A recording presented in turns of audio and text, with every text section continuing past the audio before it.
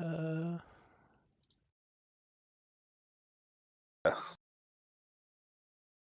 I don't think they can hear me either because my nope, stream it looks audio like is it's on. going now. Sorry about that. I had some microphone issues, but you should be able to hear me now. Hello and welcome to season 24, week 2, Wednesday. I'm going to be your host, Danny B, here with your co-host. If you want to say hi, Mike. Okay. I don't want to say hi. Well, I'm shy. No, hello. I have no video package for you. Sorry, everybody can leave now. Wait, no, I'm kidding. Stay. I appreciate all the can hears, yeses, and audio goods. If at any point during the stream someone is too loud, too quiet, let me know, and I'll do my best to adjust things as much as the knobs will allow me. The what? Oh, I The thought you tried knobs. to say noobs, but you did mean to say knobs. Hey, by the way, Knobs. before we get started, I know they're in this chat. Congratulations to Sam26. You are now the co-GM of the Vandals. I'm so happy for you. Congrats, Sam. Yes, huge Congrats, Rook. congratulations, Sam. It's a huge step, but I think that the Vandals are in great hands with you at their head. That was announced in Hummus's first ever commish on my mind presser. If you don't know about that, maybe Hummus will drop a link. You can ask the commissioner anything in his presser, and he will give you a response. May not be able to answer your question, but if he can, he will. It's a pretty cool thing. I'm excited about it. So if I go ask him what his social security number is, he must answer, right? He doesn't have to give you the right answer. Maybe we have Eight. PBE social security numbers. It's just the IP address. Looks like Hummus just dropped the link, so you can head on over there and ask him anything. No problem, Sam. Very excited to see what you do to the league. I think the Vandals have always been a good team, and I think under your leadership they will do nothing but get better. So I think without further ado, we get to see my cool little transition. The new graphics by Taco, by the way, are fantastic. I straight ripped this transition that I'm super excited about off PBE Rewind. Here it is. Ready? Ready? Boom. Hey! I have minor league standings up here.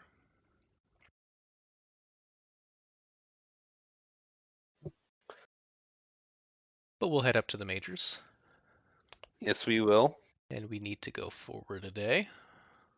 Mm-hmm. And our first day of the sim here, I got our little pad up. We're going to go ahead and do a quick sim all. First 2 days, actually. So I'm going to take this day. And we will start you off with the Crabs on the road taking on the Voyagers. Looks like Robert's going to try to get his ERA down here. We'll see if it happens. And Maybe. he does, yeah. It looks like he maybe gave up one. A skosh. No, he gave up 3 Oh, in you're the right. third, but it Oh, did come down a skosh. Just a I'm skosh. looking in the wrong spot, but yep. So we'll head right on into this box score. Looks like we had some home runs here from Shu and Harden Long. Checking out those batters. Reeves, I think, did pretty good for Providence. 2 for 4 with 2 runs. Rusty Kuntz as well. 2 for 4 with 2 RBIs. Kind of flip flops there. On the New York side of things, we got a couple multi-days there too. 2 for 3 for Stevenson. 2 for 4 for Tom Shu with 2 RBIs and that 2-run home run. We'll head down to the pitching. Yeah, like we said, Leo Robert, he gave up 4. Looks like he did get his ERA down a tiny bit. I'm sure he would have liked to do more. Throwing 101 pitches in 5 innings is not a great sign. On the New York side of things, Choate, always a stud. He gives up 1 earned run on 8 hits, so it was a gritty performance for him, but he kept him from reaching home plate, and that's really all that matters. More than once, anyway. Kevin Choate with the win, Miller with the save, second on the year, got that 2-out save. Choate is going to be our player of the game. Next, we'll take a peek at the Aviators and the Rougarous, and in a close game here, the Aviators will win it 2-1. You know it's a pitcher's duel when you get bottom of the ninth. Jay Cook drew a walk as one of your highlights. And speaking of those batters, 2 for 4 for Hank on the OBX side of things. Meanwhile, over in NOLA, just 1 hit days. So I guess they only had 2 hits. 2 hits and 1 run for NOLA. And so we'll take a look at these stud pitchers. Rip's bad. He gets his 5th win on the year. 7 innings, gave up 1. 13 strikeouts to 2 walks and 100 pitches. That's real good. And Ben Caden will get a save, his 6th on the year. Little 5-pitch, 1-out save. McDougal will take the loss. 6 innings, 2 earned runs. That's a tough loss to stomach. And Ripsbad will get player of the game. Yeah, so far, Danny, I think the Ringaroos have been partying a little too hard on Bourbon Street after that World Series win. They're still Yeah, asleep. I think I have them pretty high up in my season predictions, so we'll see if they can turn that season around. Oh, my season predictions are done for. I think I have Detroit sneaking in too, but hey, we're there right now. If the season ended today, but you guys don't want to hear about Detroit. You want to hear about the Apex and the Toros and their 14-inning game, where the Apex were able to go back to a even win-loss ratio on the season here with a run-scoring single from Jimbo Slice in the top of the 14th inning. Apex playoffs? Question mark. Speaking of Jimbo Slice, 3 for 6 with 1 RBI. That's a good performance. On the Cancun side of things, over in full reload mode, but Tilapia Salmons and Carter are both going to put up 2 hits in the game today.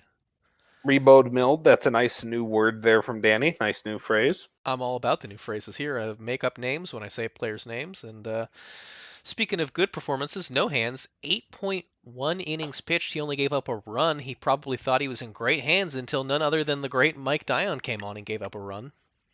For shame. And then Dogwood Maple blew the save. So Dogwood Maple must have Even let though he your didn't give up a inherited run. runner score. He must have let He inherited someone okay. from you. Madison getting the win in relief in the 14-inning ball game. Meanwhile, in Cancun, Orion, is that how we say that? Mac Orion? I think so. 6 innings pitched, gave up the 1 earned run, 7 strikeouts to 1 walk. That's solid. The loss will go to the last pitcher, Corcoran, going 2.2 and giving up just the 1 run. No Hands, 8.1 innings pitched. Yeah, that'll be an easy lock for player of the game. You're throwing No Hands for Cy Young, please. Arian. Got it. Raptors and the Supernovas will hit up this box score, and the Supernovas blow it open here, scoring 4 in the bottom of the third to win 7-1. Taking a peek at these batters, not much to write home about on the Raptors. Just some single hit days, pretty much down the lineup. Meanwhile, the 4, 5, and 6 holes for Sarasota are doing quite well. 2 hits for Torrent, Taters, and Westfall. Bridget Westfall with a 3 RBI day. Meanwhile, pitching, Bill Bisquick, he's going to get the loss. 2.1 innings, gave up 5 earned runs. Torkelton with the win on Sarasota side. 7 innings pitched, gave up nothing. Got pulled after just 94 pitches. But that wasn't a problem. Pat Rogers came in, did get rid of the shutout, but was able to hold it down for a win. Torkelton will be our player of the game. Oops. Kashima and the Scorpions. Let's see if Kashima can get, or the Scorpions can get no hit again. They won't. They will shut out the Foxes this time around in the 0-7 ball game. 3 hits to 10. Checking out Kashima's batting lineup. Sumi 2 going 1 for 3. Valor 1 for 3. Those are the best bats on the Kashima side of things. Meanwhile, in Death Valley, we're looking at a number of 2 for 4 days. James Love, Sim, Cologne, and Aram. It's like I knew there was a 4th one. Checking out the pitching, though. It's going to be Evans getting a loss. 2.2 innings, gave up the 6 runs. Only 3 of those earned. The win will go to Vivi Zielman, 6-1 on the year now. 6.2 innings pitched, no earned, 9 strikeouts to 1 walk. Vivi Zielman's going to be our player of the game in the Danny DeVito. Oh. The game I'm most excited about, we got the commissioner pitching, Austin Bentley against Balkan, and here it is. That's going to be a loss. Well, now I'm sad. Stars winning it at home, 4-3. Close game. Demons almost came back in the 8th, but the Stars sealed the deal in the 7th. Taking a look at what happened here on the Detroit side of things, Knox, Dimes, and Armstrong all going 2 hits.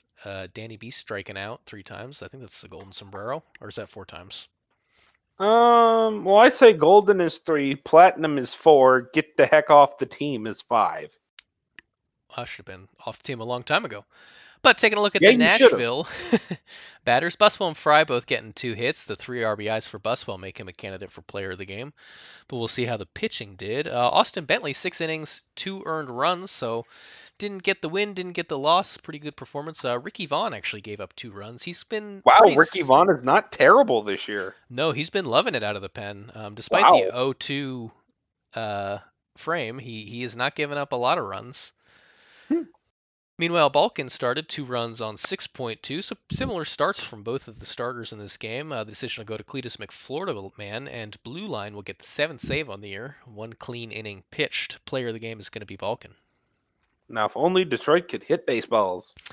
If only. And the Vandals take on This the is Sloths. Sam's first, well, at least I think, first game as co-GM. We're going to call it that. It's official, and he's going to get a loss in his first game. Is it too early to call for the firing? I'm only kidding. You know we love you, Sam. The Sloths are 500. Yeah, it's been a weird season, and the Sloths did I'm pull only back to paying attention 500. to the minors. Wow. Yep, 17 and 17, and the Vandals are 21 and 13. So it's been a season here in the PBE.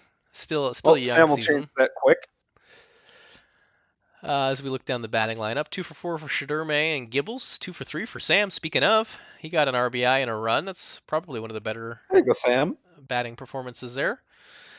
Meanwhile, in San Antonio, Scott Poe, the always dangerous, 3 for 3 with an RBI and 2 runs.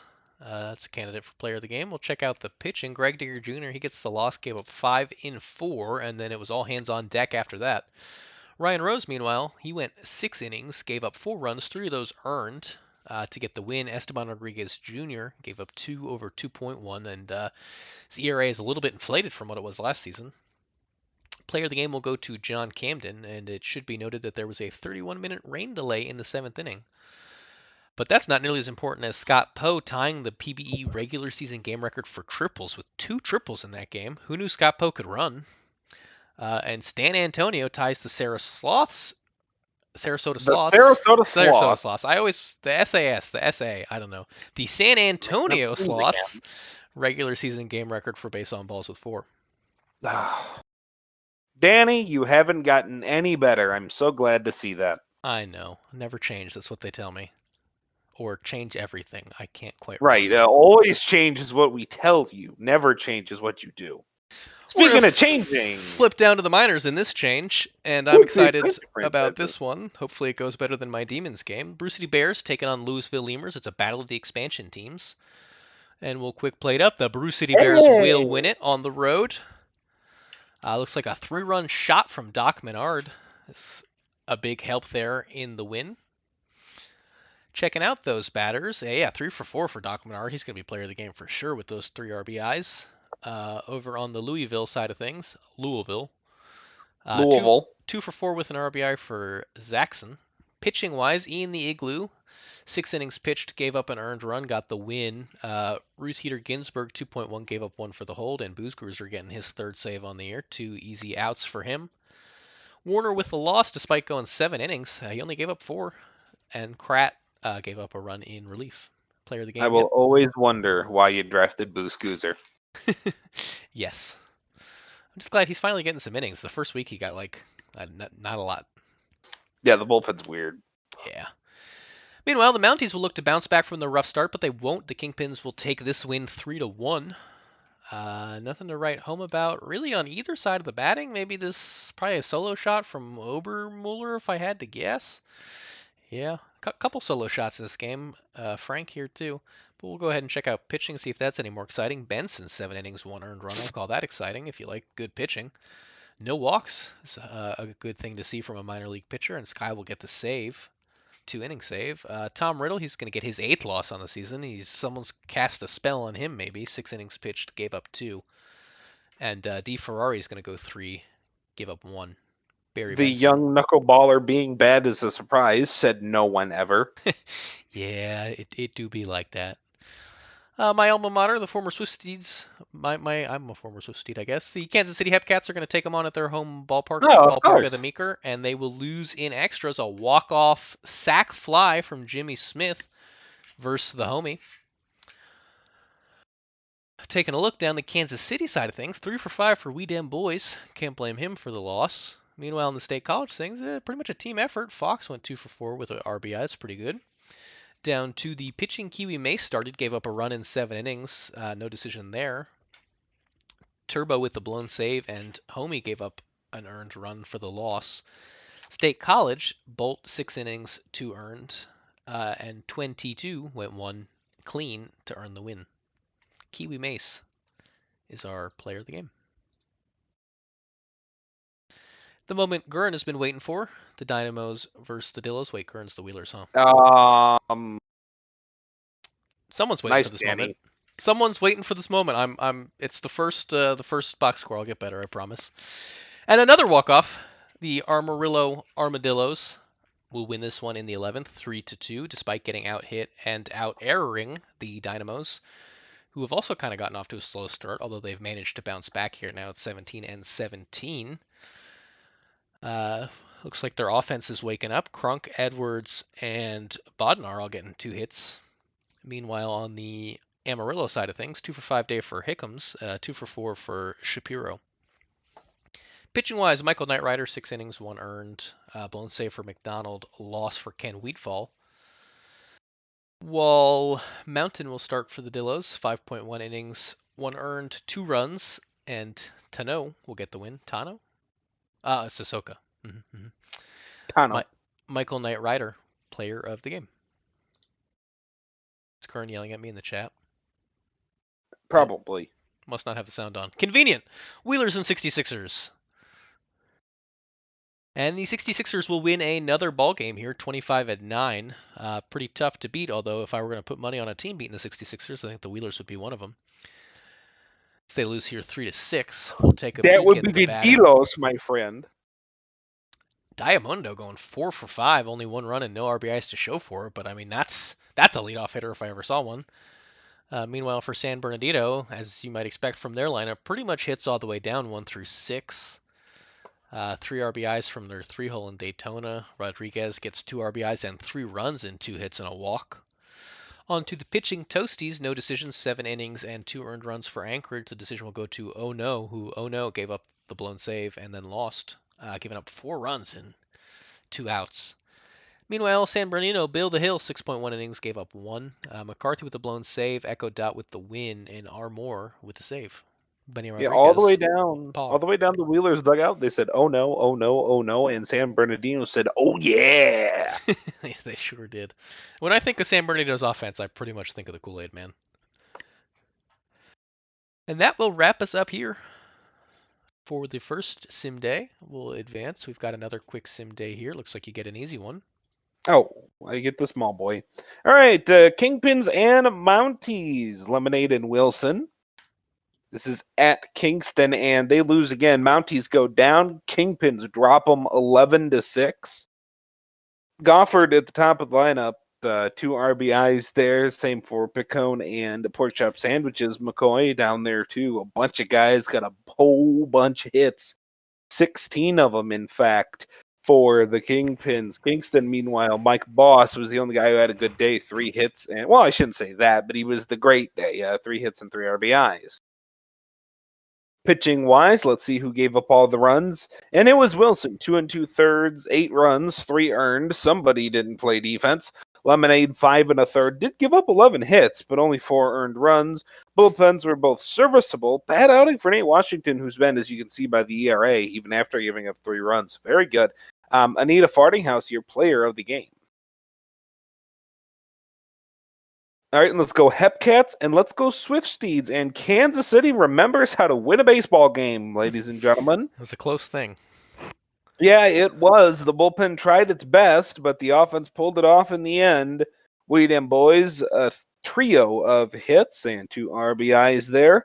The returning Tex Justice, Benz, and Bautista, which is surprising that Bautista has multiple hits in a game. They all have multi-hit games. State College, Eagle Eyes, 2 hits. Hussey, 2 hits. And just about everybody else had 1, and I think Maverick Smoltz threw this game. Pour one out for Jody Flyball. And Maverick Smoltz, 7 innings, 3 earned runs. Who did all the damage? Barney Turbo gave up 2. A good outing from Straight Gas Homie. On the State College side, it was, my screen has gone pixely. Is that clear? Keeler. 3 and 2/3, 5 earned. I mentioned to Danny earlier the internet troubles I've been having lately. Loss goes to Laurel's player of the game, We Dem Boys. In front of 200 people in the ballpark of Meeker. A classic Swifties attendance.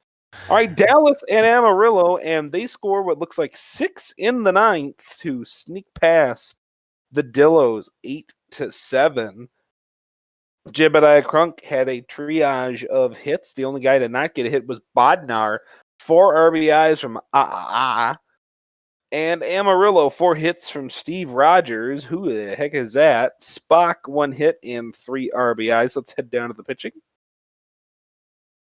Rashi got the start for Amarillo, 6 1/3, 2 earned. Tam got the start, 2 1/3, 7 earned. That's an ouch. But Simile will be smiling. That's for 4-0 on the year and a win. LeCroix got the save. Steve Rogers, your player of the game for the Does. I kind of thought would be.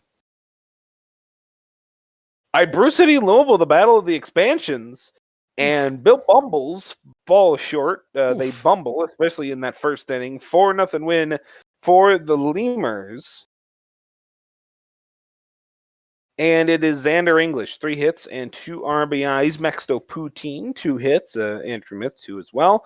Brew City, you got 1 hit, Danny. Turtle had your only hit in the ball game, although Pierre Mornay, former Hepcat, did walk twice. Fabian, former Hepcat, walked once.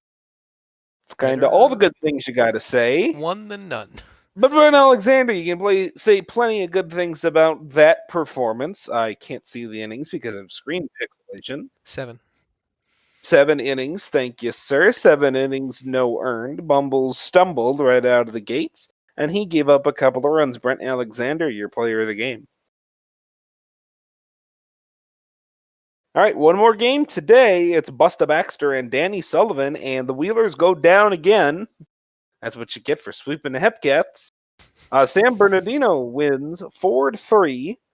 Bungalow 2 RBIs. From Beverwinkle had a pair, so did Daytona. Rodriguez up at the top had 3. And then for Anchorage, a lot of multi-hit games. Diamondo, Franco, of Derek Jeter, Suave, and Killian Ray. They all had multi-hit days. Let's see what happened pitching-wise. Each team had 13 hits. And it was Busta Baxter going 5 2/3, giving up 3 earned. Danny Sullivan 6 2/3 and 2 earned. So a whole ton of hits, but nobody scored much. Danny Sullivan is your player of the game. And now we go to tomorrow. That will, wrap us up, and we'll head into our first featured match of the day. Let me check my notepad. I do believe it's a prime time. It is prime time number 3. Providence playing in New York. I suspect there's a lot riding on a New York victory, but Providence has gotten a couple wins, I think, on the stream. Maybe just the one. In New York, just like last season, forgetting how to play baseball. We'll see if they ever remember. Let me make sure the BNN is on really quick, which I usually do from here. Because I think our last stream was the postseason. World Series, yes. So it is on, which I guess makes sense because it's not like there was anything going on in the background. Right. But always want to check that. We want to make sure we've got very big. We want to make sure we get some big old players. You want big players and big balls. Oh, Hummus would like us to wait. He wants to do a prediction. Let's see. New York and Providence. Tokoyami versus Tachibana. Let's go with home runs allowed, 1.5. How about that, Hummus? I was going to say what we've never done is like, how many innings will the Providence pitcher go over under like 5.5? I feel like that's not like a betting thing, though. Fair enough. Just trying to keep it, different. I know. I mean, we need to do more straight up bets or like New York by ±1, but it's cool. Well, let's see what the prediction is, ladies and gentlemen. Your prediction for this game is, come on, someday, any day, and I still can't see what how it is. How many total home runs? 1.5. 1.5. I'm gonna smash the under. I'm hitting the over. Okay, but let's give you your fun facts while we all let you vote here. Here's what I got. It's going to be Tachibana versus Tokoyami. Yep, sometimes the pitchers change in flight, but we got them right here. Rookie Kade Tachibana takes the mound here for the Crabs. This season, they've got a 2-3 record with an ERA just under 6 at 5.97. So a young pitcher with a lot of potential, finishing third in last year's minor league pitcher of the year voting. For the Voyagers, it's going to be Fumikage Tokoyami with a 3.91 ERA and a 3.2 record. So definitely a little bit of an edge there.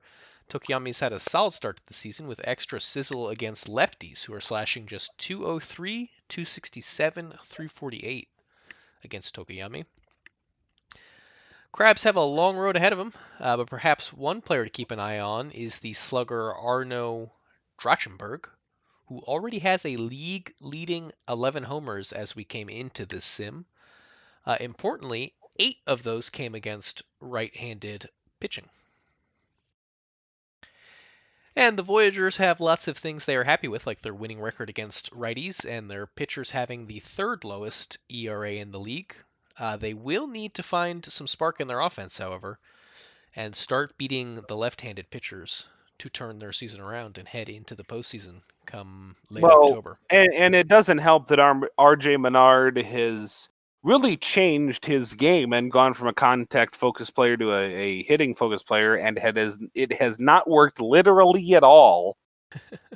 And the bottom three has not been good. Slim, Hodge, or Swerve. Swerve in his rookie season, Hodge in his second season. And it has really not been going well. Providence, well, they're not really going well in hitting department either. The bottom four is suspect, to say the least, for Providence. Yeah, and I mean, you can see both teams, they have cold batters, nobody's hot, so we'll see if somebody can turn their season around here as we head into the ballgame. Well, if the over is going to win, we're going to get to 2 homers. Somebody's going to have to get hot. Why is the screen messed up? Great question. Glad it started paused, though. Providence's thing looks okay. Their side of it. Yeah, I really have no idea why it's like this, but try and get it looking a little better for everybody. And then get the out of town before you start, so they don't riot in the comments. Probably should have gotten this fixed first. Got the whole thing there. Looks good. Nope, I need to be a little higher.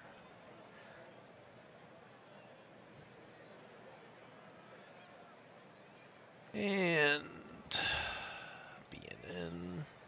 Okay. Just re-shove it away. I will. Okay. Return to game, please. Ready, color bars and tone. Okay. Stop grabbing the person's name. How about we start there? All right, we're getting there. We're about there. How does this look? Maybe a little more this way. A little more up. All right. I think we're good. Mm-hmm. Raptors in the chat. Love it. Go ahead, Danny boy. Mike Litteris taking the pitch from Tokoyami. Here it is, full count to start off the game. And that's going to be hit into left. And it's going to be an easy out. Here's Dowd. Hit on the ground to second baseman. That's going to be an out. Reeves now. He'll strike out. So 1-2-3 inning. Pop up, ground out, strikeout for Tokoyami. It'll be Tachibana stepping in now against Stevenson, and there's the first hit of the ball game. Base hit up the middle into center field. Rivers will step in now. That's on the ground. Passed ball. And we're going to have a walk for Rivers. Hard and long now as the Dave turns over to Knight. That's a line drive, but right at the left fielder. Caught, not able to advance on that bullet into left field. As Tom Shue comes in, and that's going, and that's gone. Out of the park with a 439-foot bomb for Tom Shue. Are you going to do the thing? I did do the thing. You don't get to see it because you're in Discord. Oh, right. Yep. But great shot there by Tom Shue. Here's RJ Menard, and are they going to go back-to-back? It looks like they will. That one's gone. Deep center right. We hit the over in the first inning, boys. We sure did. 445 feet. Already a 4-0 ball game here. Hammered that over. Yes, indeed. And a strikeout for Grant Iridian, but that's only the second out. Here's Barbado Slim, the catcher. That's up in the air into center right. Center fielder comes in, but the right fielder makes the grab. And that'll send us to the fourth batter for the Crabs, Rusty. He's going to strike out, so still a 0 in the hit column. Here's Strachenberg. Check swing, but the umpire says, I guess the third base umpire will call it a swing. Here's Al Bunty, and another strikeout. Wow, so dominating both sides of the field here is New York. Dominant pitching, dominant hitting. Here's Dylan Hodge. The cold hitter will take a walk. Even their least productive hitters are finding their way on base here as Kirk Swerve steps in. He will look at one down the pipe. It's a strikeout. Stevenson getting 3 hits and 4 runs the first time through the order, and he'll beat out that infield hit. Pitcher not able to flip it to the first baseman in time.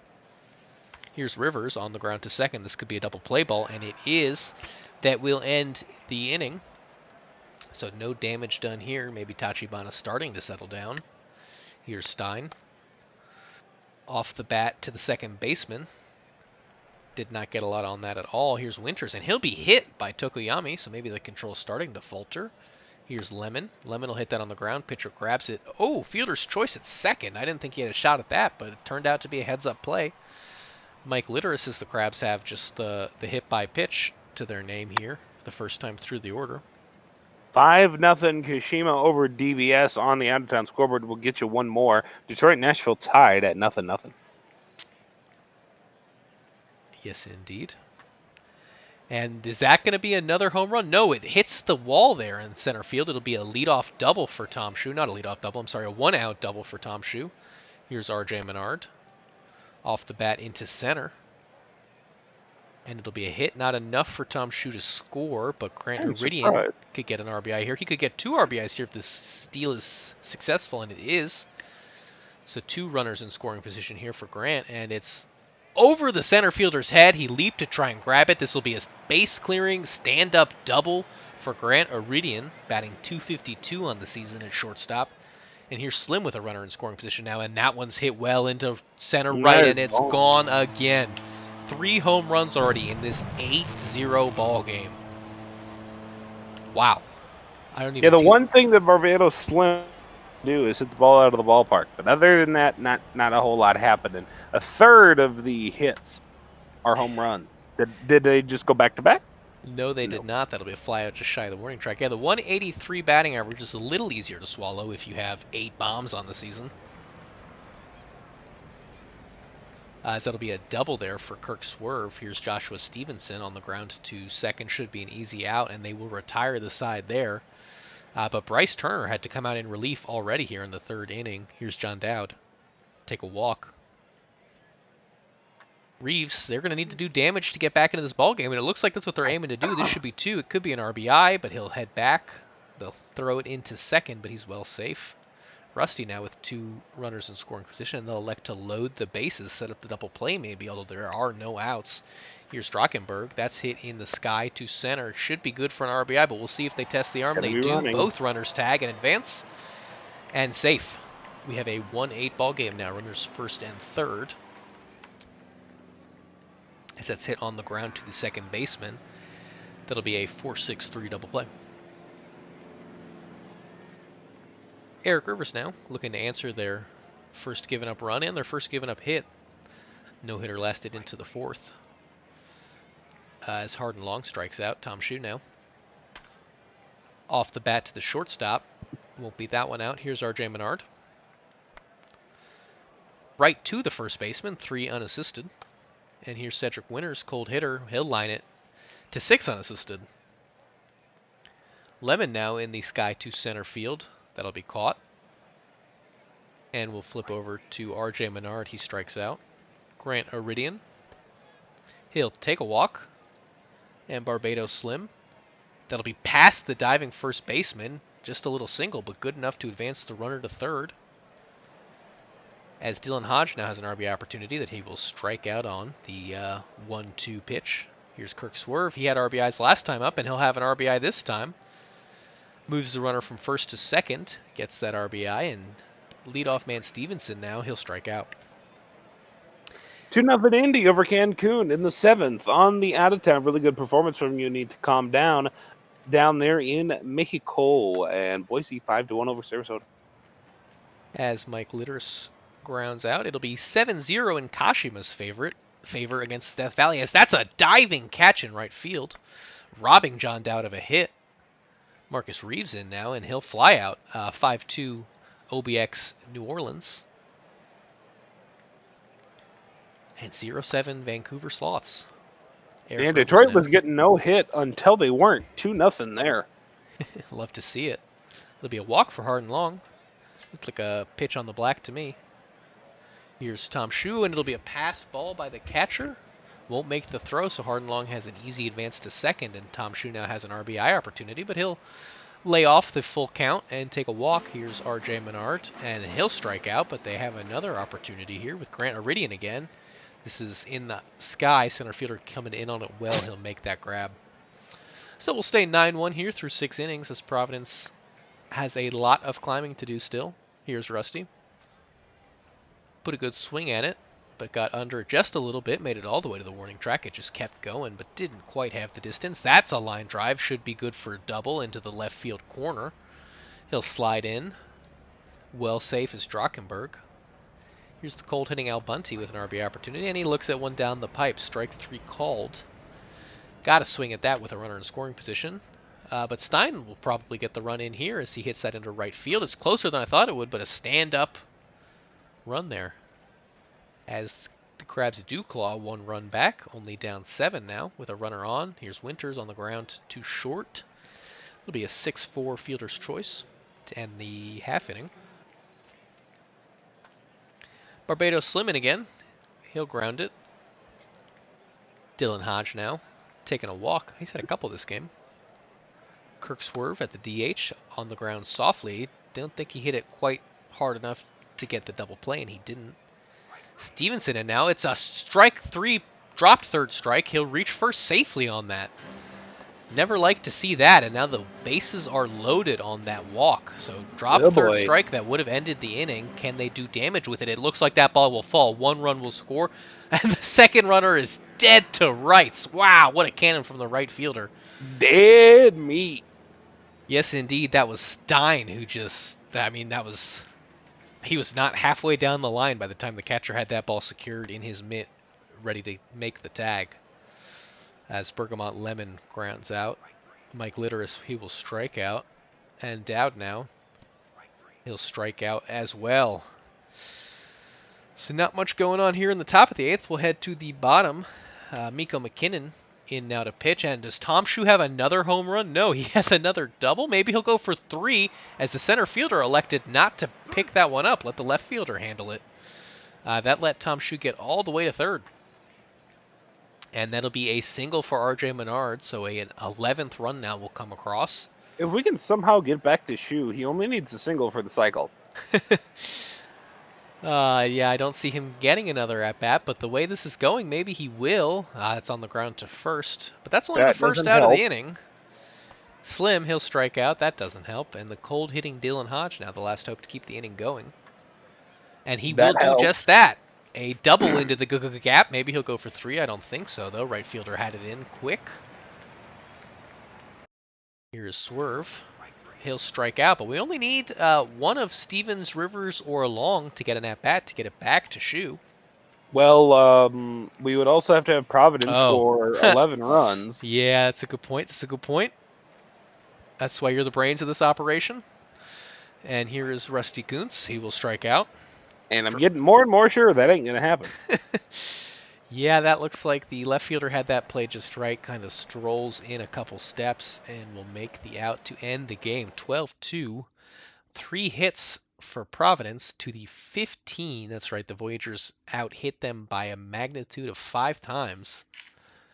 I think, am I wrong here in saying the Voyagers had more home runs than the Crabs had hits? It was the 1, same? 2, 3. Same. Yep.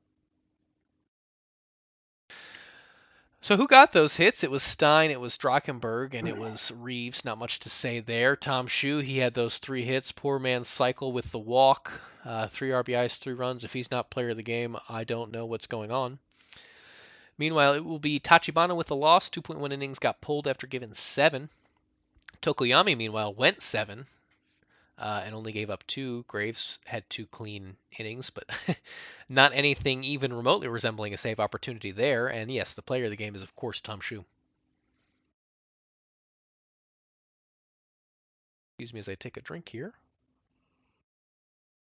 What are you drinking on St. Patrick's Day?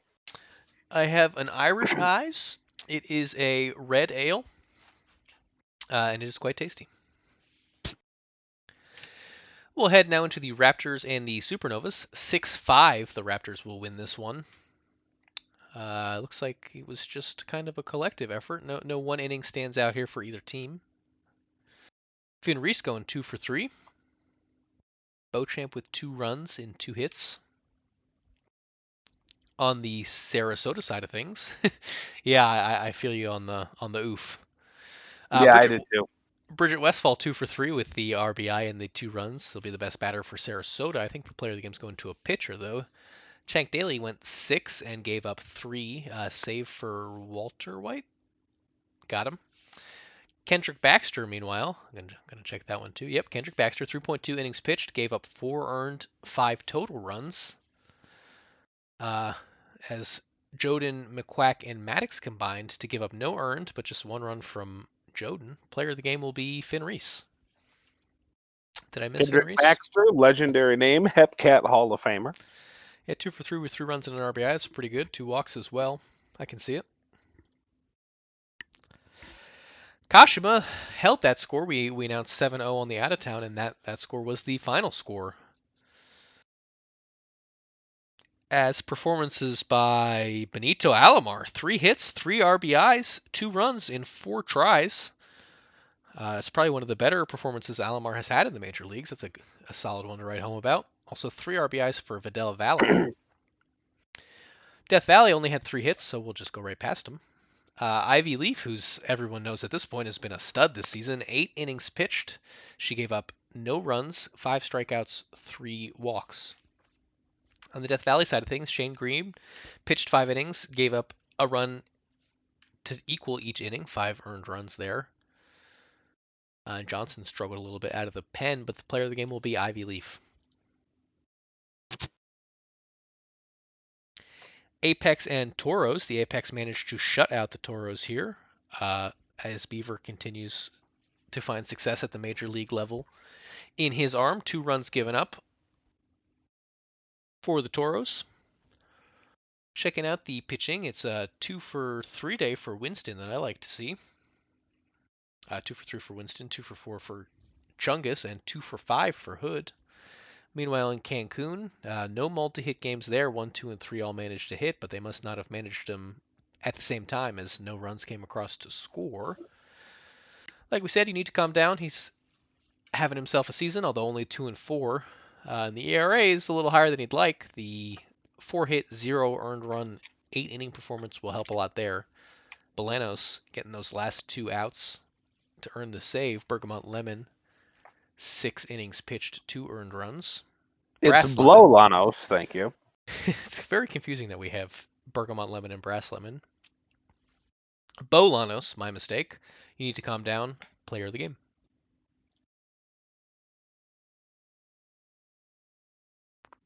Detroit and the Stars. Detroit will get another win here, 4-1. Despite getting out hit, maybe that error came in handy. I love to see it. DB hit a run-scoring single. Knox with a 2-run double. Hey, usually when I score a run, that's how we know that the team is losing. But we'll head down, and actually, I think the batter I'm going to highlight is Danny B. He went 1 for 2 with an RBI and a walk. Although the 1-1-1-1 of Ben Stacking Paper is pretty good too. On the Nashville side of things, looks like the only player to have a multi-hit game is going to be Hotman, 2 for 5. We'll check out the pitching. It was striker spin rate, getting his 5th win as a Demon, 6.2 innings pitched. He was Not tagged with any runs. Ricky Vaughn, like we said, good out of the pen. He'll get the save. Lucky El Charo getting their third loss on the season. Only gave up 2 and 6, so not a bad outing. I had a no-hitter going into the 6th inning and then gave up a 2-run bomb. And then McFlorida Man kind of sealed the deal there. Out of the pen, giving up 2 and 1.2. Striker spin rate is far and away our player of the game here. Although I think Danny B got runner-up in my heart. Meanwhile, over in New Orleans, they're going to beat the Aviators. Whatever Aruguru is takes down the flying plane. To bring the Aviators back down to earth, we'll take a look at our hitters. 2 for 4 for Farley Hank, 2 for 4 for Halen, with 2 RBIs. Meanwhile, for New Orleans, the 3 for 4 day of Beauregard is very good with 3 RBIs. Checking out the pitching, Funk went 5 innings, gave up 2. Ben Kane with the loss. Jose 43 with his second blown save on the year. Villagetti started 4 earned over 5 innings, but the win went to Pleasance in relief and the save to Salchicha. Player of the game is going to be Beauregard. And our last major league game here will be the Vandals and the Sloss. It looks like the Sloss, did they sweep this? Is there another game? This is the 3rd win that the Sloss have gotten in this series.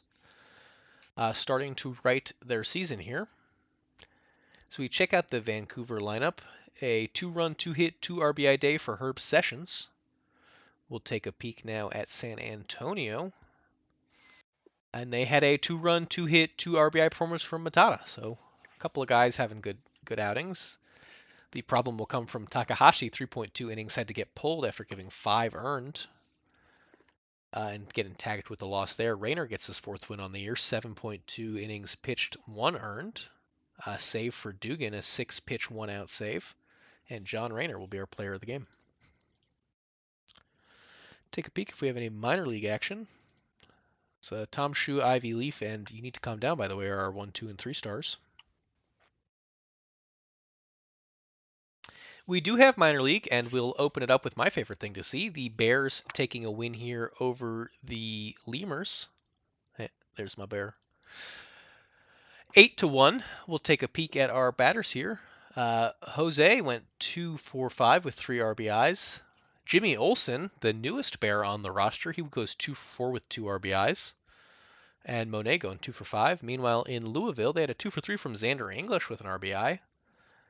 But we'll head down to pitching. Boyd Jr. going 4.2, only gave up 1. Got pulled. I think we have him at an 80 pitch cap, maybe. That's probably why he got pulled. Hard to say. While Salinger gets the win. Their 3rd in relief, 4.1 innings pitched, our long relief man. Ooh. Prasivka? Someone can spell that one out for me in the chat. 2.2 innings pitched, gave up 6. Sly goes 4.2 and only gives up 1 in relief, and Bayer going 1.2 and giving up 1. It'll be Jose, player of the game. Swift-Steeds Hepcats. The Swift-Steeds will take down the Hepcats 5-0. They shut them out over 9 innings. And we'll take a peek. 2 for 3 for Benz is pretty good for the Hepcats. And meanwhile, the Swifties, they didn't rely on any one person to get the job done. Harwell with 3 RBIs. But hits pretty much up and down the lineup. Walks where they didn't have hits for the most part. Take a peek at the pitching. It was Brady tagged with the loss, 5.2, gave up 5. Sideaway,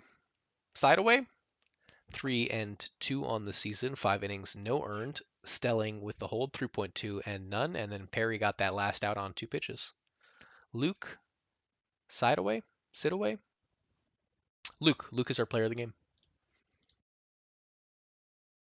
Kingpins Mounties. The Mounties will manage a win here to improve to 11-25 on the season. 3 runs, 2 coming in the 4th. Looks like all the runs in this game were scored by the way of solo shots against Lanzador. 3 for 4 for Goford, though. Man, these names are giving me trouble. Jimenez, though, I can read that one. 2 for 4. On the Kingston side of things, Mike Boss Jr., he goes 3 for 2 with 2 RBIs. 2 for 3 with 2 RBIs and 2 runs. On to the pitching, Lanzador, he's getting his 4th loss on the season. 7 innings pitched, gave up 3. Master will get the win, his 2nd on the season. 6.2, gave up none. And DeFerrari with the save. Third on the year, 2.1 scoreless, Glizzy Master, player of the game.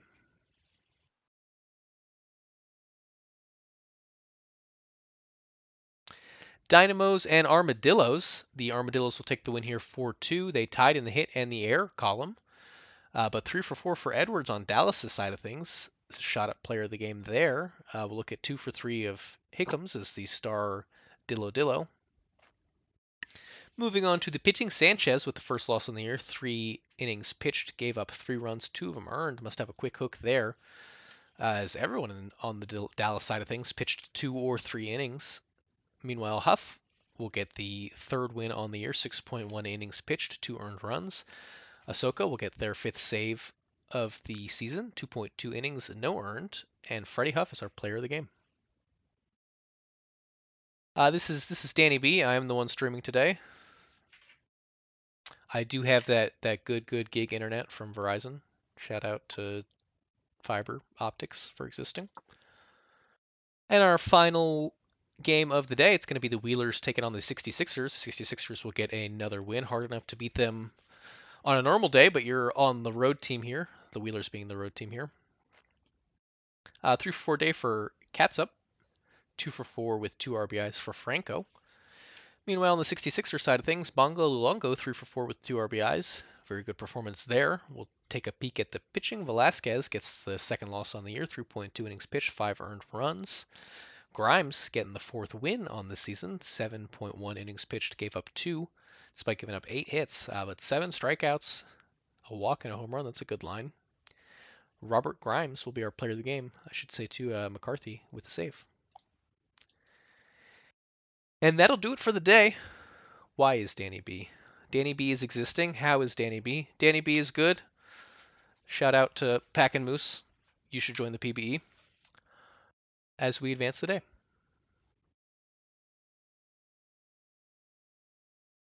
And Mike, if you're still with us, this one's going to be all you.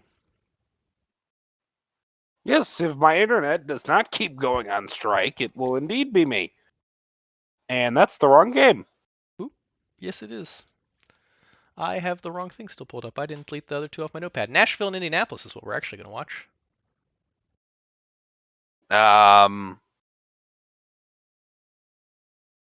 Oop, nope, we have a, I think we have a quick sim day today. Sorry, you're quick simming. Well, hang on, wait a minute. Yeah, we're on June 5th. I jumped a day. I deleted one too many lines. We are? Okay. All right, quick sim day today, and then I'll still take Indy tomorrow. Providence beats the crap out of the Voyagers in the 6th inning alone. Grockenberg, 4 RBIs. Dowd, Reeves, a pair of those as well. For New York, 5 at-bats for Stevenson. He manages only 2 hits. Barbados Slim continuing his little hot streak here at an RBI and 2 walks. As I nearly choked to death on my own spit, let's go down to the pitching. Casey, 6 innings, 3 earned. Joey Slothface got hammered. 5 1/3, 7 earned, but not as bad as Brent Lemieux. 1/3 of an inning and 5 earned runs. Like I said, New York solves their old problem with another old man. Outer Banks and New Orleans, Rougarous do actually kind of need this series, and they're going to take it. They are now at 20-18. Took them a while to get to 20 wins. 16, Slithery Snack, 2 RBIs. Christopher Bruno, 2 hits and 2 ribbies as well. Dan Halen, 3 hits for OBX. To the pitching, we wander. Beaumont, 4 innings, 5 earned, bullpen clean over there for Outer Banks. New Orleans, Nakamura, 4 2/3, no earned. Then he got yanked at just before 100. Mazeroski's going to get the win, 2 1/3, 1 earned. Jackson DeMarco, that's an interesting pitching line.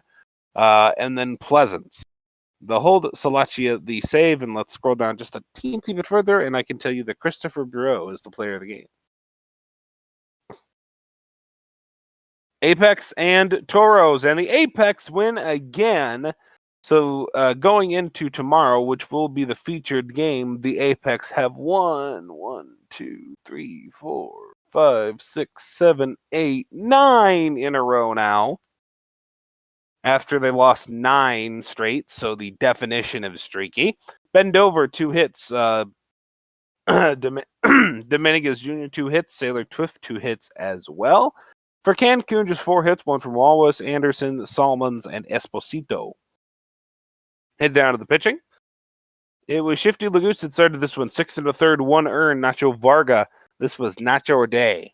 6 innings, 3 earned. Dogwood Maple the save. Blolanos the hold. Shifty Lagoose, your player of the game. Boise and Sarasota, the Supernovas beat the Raptors 2-1. 3 hits from Bridget Westfall. Juni Panda got an RBI.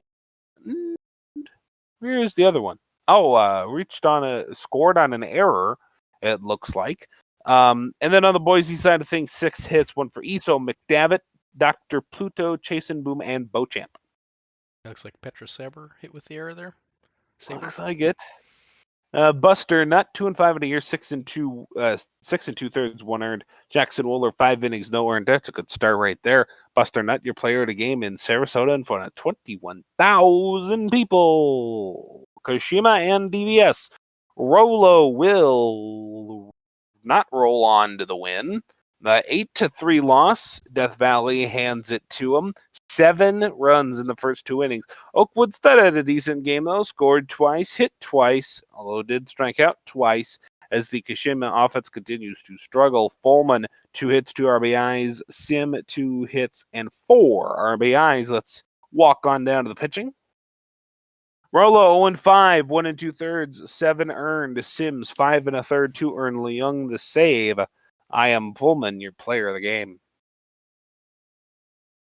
Detroit and Nashville, Kid Carsey and Barack Obama, and Obama will win. Detroit goes down to 19-17. Obama strikes out 15. Everybody on the Demons K's up at least once. All but Knox and Stack and Paper K up twice. 16 in the ball game, 15 of those from Obama. Nashville hitting Buswell, 3 hits, 3 RBIs. Rose, 1 hit, 3 RBIs. But let's go see the day that Barack Obama had. That is 8 innings and 15 strikeouts. I really don't think it's a surprise who your player of the game is. Yeah, the 1 hit, 1 run, 1 earned run, 1 walk, 15 strikeouts. One of those things is not like the other. Finally, Vancouver and San Antone. Vancouver is coming down to earth. Billy Greer K's 10 in this one. Only 4 hits for the Sloths, though. They win on sheer efficiency. Solo bombs from McDonald, Abbott, and Poe. In fact, Mouse had one too. So literally, the only runs that got scored in this game were from solo shots. 2 hits for Vancouver. Pitcher's day here in San Antone. Greer, 6 2/3, 10 Ks. Duke and Kate, 5 and 2 innings pitch. Colton Guy, 5 1/3, 3 earned. Billy Greer, your player of the game. Your potug. And we go to tomorrow. What does tomorrow have in store? Well, we have the Apex playing forevermore. Take my notepad up here. Yep, it should be Nashville versus Indianapolis. Yep, Nashville and Indy. Dangly against Taylor Johnson. The reigning and defending pitcher of the year with a 367 on the season, a whip under 1. Things that you very much like to see. Also 9 Ks per 9. That's 1 an inning for those of you who aren't the strongest at math. Having a good season, not as good as last year, though. 4 and 4 on the year is Taylor Johnson. And he's got a new catcher behind the plate in Cade Bunsen, so that could have something to do with it. Apex side, Doug Dangley, all the Danglies in the world. Dangley, 3 and 2 on the year with a 2.56 ERA, a 1.1 whip. As I already mentioned, the Apex have won 9 in a row. 6 Ks per 9 for Dangley. Jameis Winston has been the best hitter for the Apex. 10 home runs and a 270 batting average. Rickhood back there at 268. For Nashville, Brandon Fries hitting 288. He's your best batting average guy. Your best OPS, however, 1 spot above him. That is Jason Buswell. Oh yeah, does Hummus want to do a do a prediction. Maybe we should do strikeouts in the game. Over, under, I don't know, 20, 21, 22? Oh, man, that's a little much. Well, in the game, I mean, between both teams. Yeah, that's a little much. If you make the correct prediction. Total hits, over, under 15.5. We never moved this line. For those of you who are bettors, I am smashing the under on this. You and everyone else in the league. It is 10 Yeah, channel points to 23,000.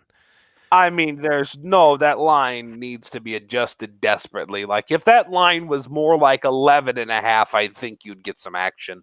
But 15 is just much too high at that point. That's two really good pitching and defense teams, and you got to get both to 8 hits for it to hit. So I don't know. It's starting to even out a little bit. I'm going to hit the over here just because if it does happen, I'll get a ton of points, although it looks like I'm not the only one. And now that that's locked in, I'm going to let you take it away. All right, here we go. Indianapolis. Let's go to the Brickyard. It's Doug Dangley to face Tanner Hopman to start. 3-2 Hopman into left field, so we are at 1 of 16 already. That is a double, not the way to start for the Apex. And now here's Zach Johnson. 3-2 Johnson into left field corner. This is not going to be a run, so they cut second, but don't bother to send the runner. That's interesting. First pitch here to Buswell. Second, not going to go to first base. It is 1-0. Brandon Fry, 3-2 into right field, and that ball is gone. And Doug Dangley is dangling his breaking stuff right over the meat of the plate. And we already got 3 hits in the game, and we already got 3 runs for the Stars. It looks like this winning streak might be quickly coming to an end. Here's Thomas Rose out into left center field. That is caught easily. And here is Mr. Munson. 2-2 to Munson. Struck him out. Goodbye. Mike Dion might be making an appearance in this game sooner than he would have liked. Yeah, really. Rick Hood out into right field. Should be an easy grab, and it is. Giacomo into left. That's a base hit. 4 hits already. I think I jinxed it with saying how good pitching was. The 0-1 to Bendover into right. That's an easy grab.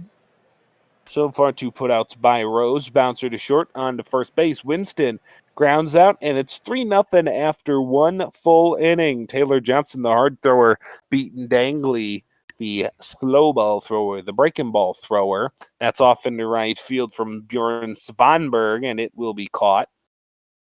Here's Tintin Meredith. Walked him.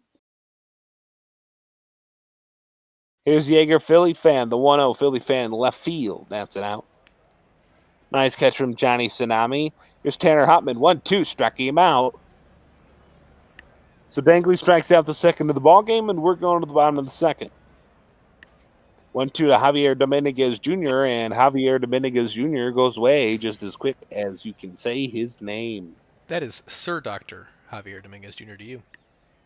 And Sir Johnny Tsunami riding a wave of momentum, hoping to build one here, and that's a runner to second base for Jimbo Slice. We're going to have Tsunami still second, and he is quick as the ocean.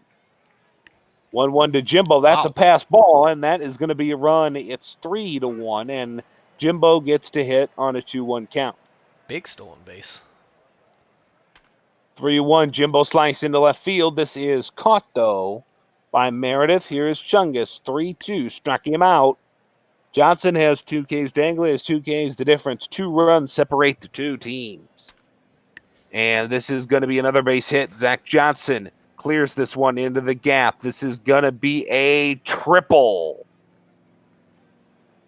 And now here comes the white hot Buswell. The 1-2, Dangley struck him out, hung him up. 1-0 to Brandon Fry, short first base. It's 4-1. Got the out, though. 6 hits for you at home. Thomas Rose, bouncer to third, slice over to first base. To Chungus, they get him out. And let's go bottom 3. We are on pace for about 20 hits as of right now. 0-2 to Swift, struck her out. Here is Hood, 2-1. Hood blasted to left field. That ball is gone. Indy puts one on the board. If only Dangley was having a regular start, they'd probably be winning this game. Rick Hood hits the 4th home run of this year. It is 4-2, and the under is surely dead. Is that big enough for you, Hummus? Or I could make it bigger. Here's Magiacomo who strikes out.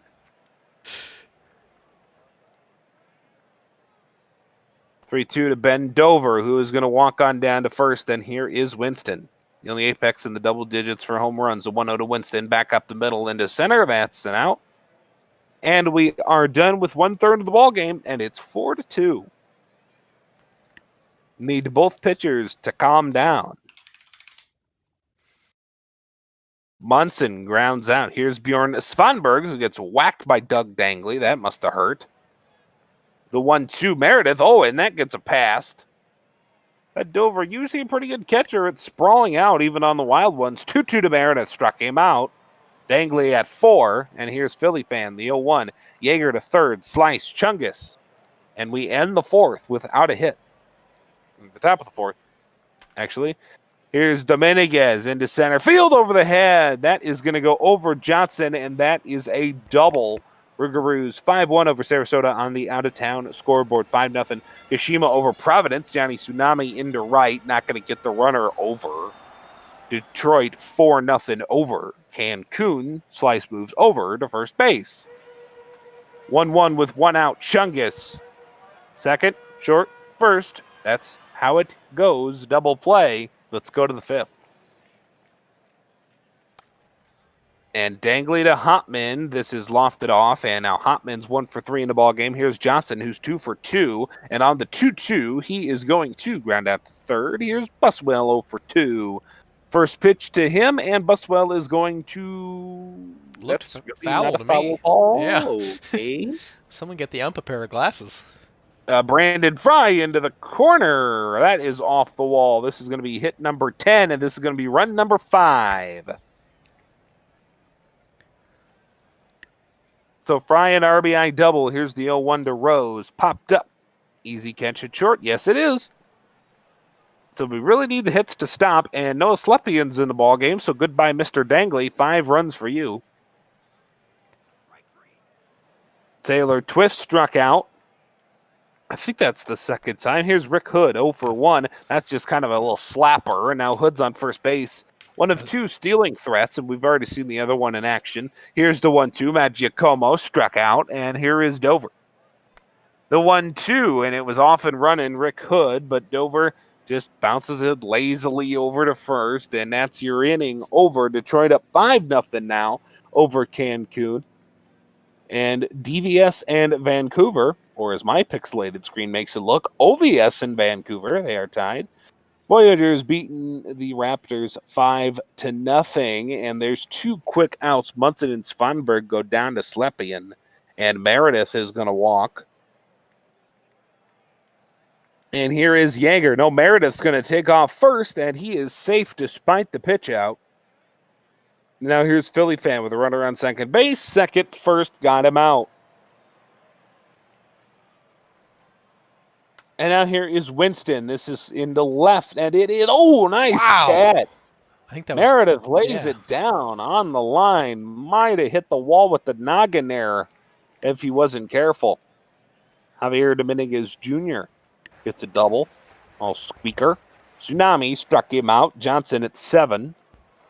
Here's Jimbo Slice. Jimbo back up the middle. Will the score run? Yes, it will.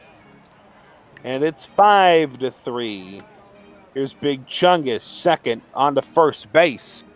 And that's all you got to do, get 1. And I you want to say ended the inning. Tintin's render, I'm pretty sure, is Victor Robles, and diving headfirst into the wall is exactly the kind of thing Victor Robles would do to get it out. Oh, if he was diving headfirst into a wall, I would say that his render should be either Aaron Rowand or Adam Eaton. Fair. Here's Buswell, and that's another one. Man, Dover is not having a good day behind the plate. Not calling that great of a game, and not fielding well either. Buswell's going to fly out. Doubled last time, does it this time. Here's Fry. Got 4 RBIs in the ball game. Not going to make it a 5th, though.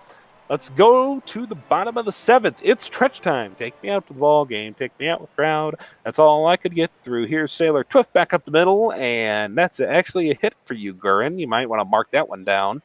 Don't do that much.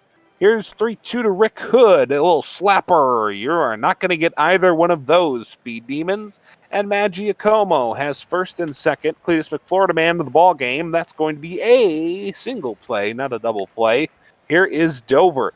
The 0-1. Dover back up the middle. And the over is officially hit, and it is 5-4. Apex bring it back a little more. Give me them points.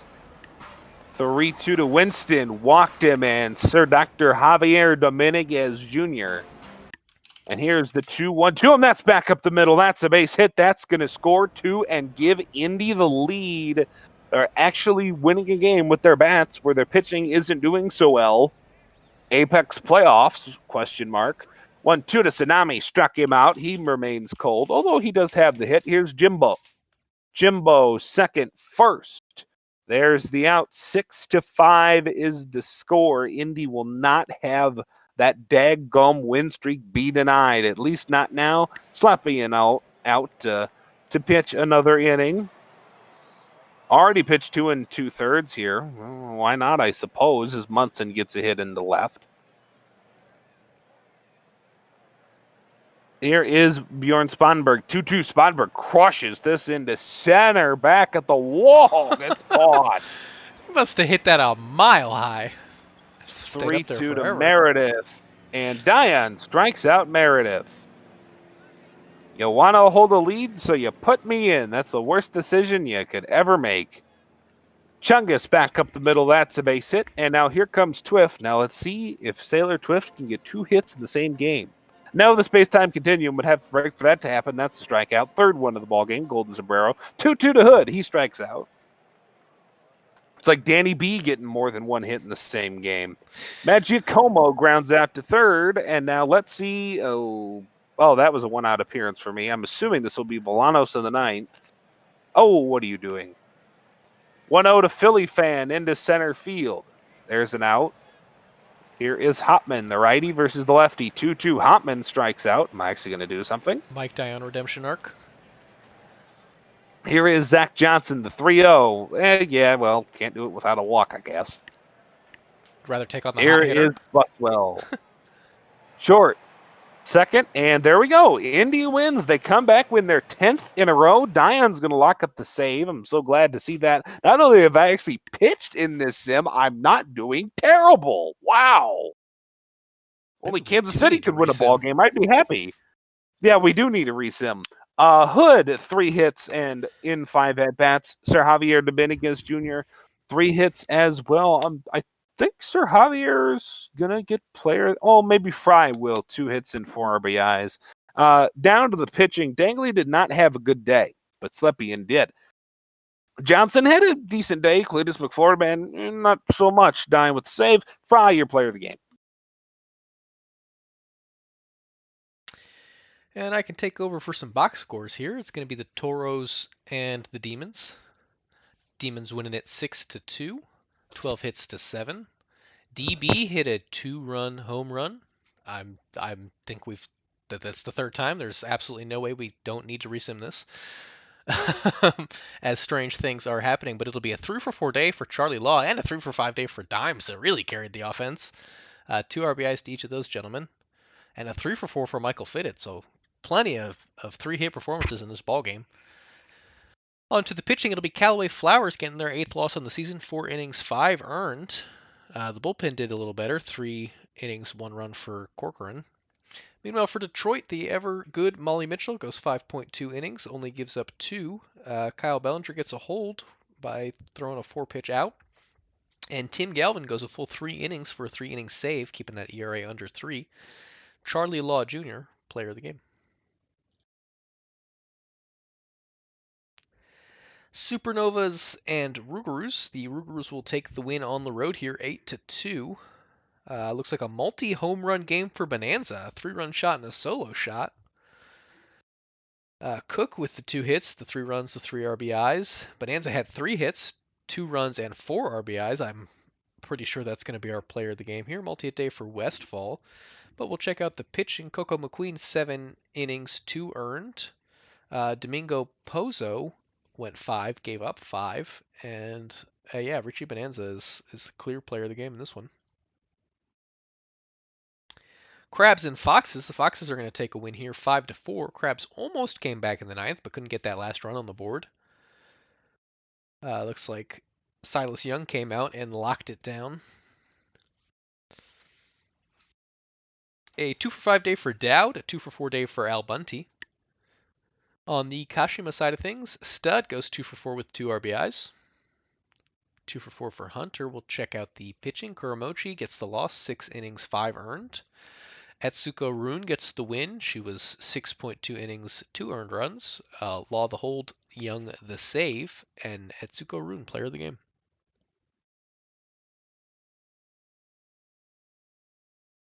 We'll check out the Raptors and the Voyagers. The Voyagers will win to tie up the team records at 17-20 apiece. 5 runs to 1 in this ball game. Tom Shoes hitting some home runs this sim. Chasing Boom 2-for-3. Tom Shoe 2-for-4 with 2 RBIs and 2 runs. I think Shoe's going to be petitioning for me to sim every day if this is how he performs. With me behind the PC, it's going to be Andrew Lucas. Andrew Lucas getting the loss, 4-for-5, 3.1 innings pitched, 5 earned runs. Reginald Sivart goes up to 2-5 on the season, 8.1 innings, only gave up 1 run. That's a way to get a win. And he will get player of the game for that one. 6 strikeouts, 2 walks in that outing. We just saw the Stars in the Apex, so we will instead head over to the Vandals and the Scorpions. And the Vandals will get the win here. After struggling against the Sloths, they will beat up on Death Valley. Although beat up is probably not the right word for a 12-inning ball game where they were able to walk it off on a run-scoring single by Sack Lodge. Taking a look at Death Valley's hitting, 2-for-5 for Lefebvre.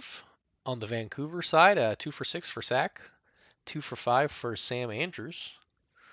We'll head on down to pitching. Euriquides Garcia, 6 innings, no earned. But Tristan gets the blown save, 1.2 innings, 2 earned runs. Ratatouille gets his first loss on the year, 3.2 innings pitched, 1 run, even though it wasn't earned. Johnson started for Vancouver, 6.2 innings, gave up 2. And Jake Plummer will get the win. 2 walks, 2 outs. Earned him the win there. Frederick Euriquides Garcia, player of the game. And our last Majors game of the day, Sloths and Aviators. The Aviators win it 6-2 in regulation here. We'll take a peek at these batters. Haywood Dinkle, 2-for-4. On the OBX side of things, 3-for-4 for Tyler Swift with 2 runs. 3 RBIs for Nakia in right field. On to pitching, Bobby Daring gets the second loss on the season, 6 innings pitched, 3 earned. And Esteban Rodriguez is continuing to have struggles this season, 1 inning, 3 earned for him as well. Walker Cato will get the 7th win, 6.2 innings pitched, 2 runs given up. And Ben Caden with the save. Walker Cato will be our player of the game. Cato.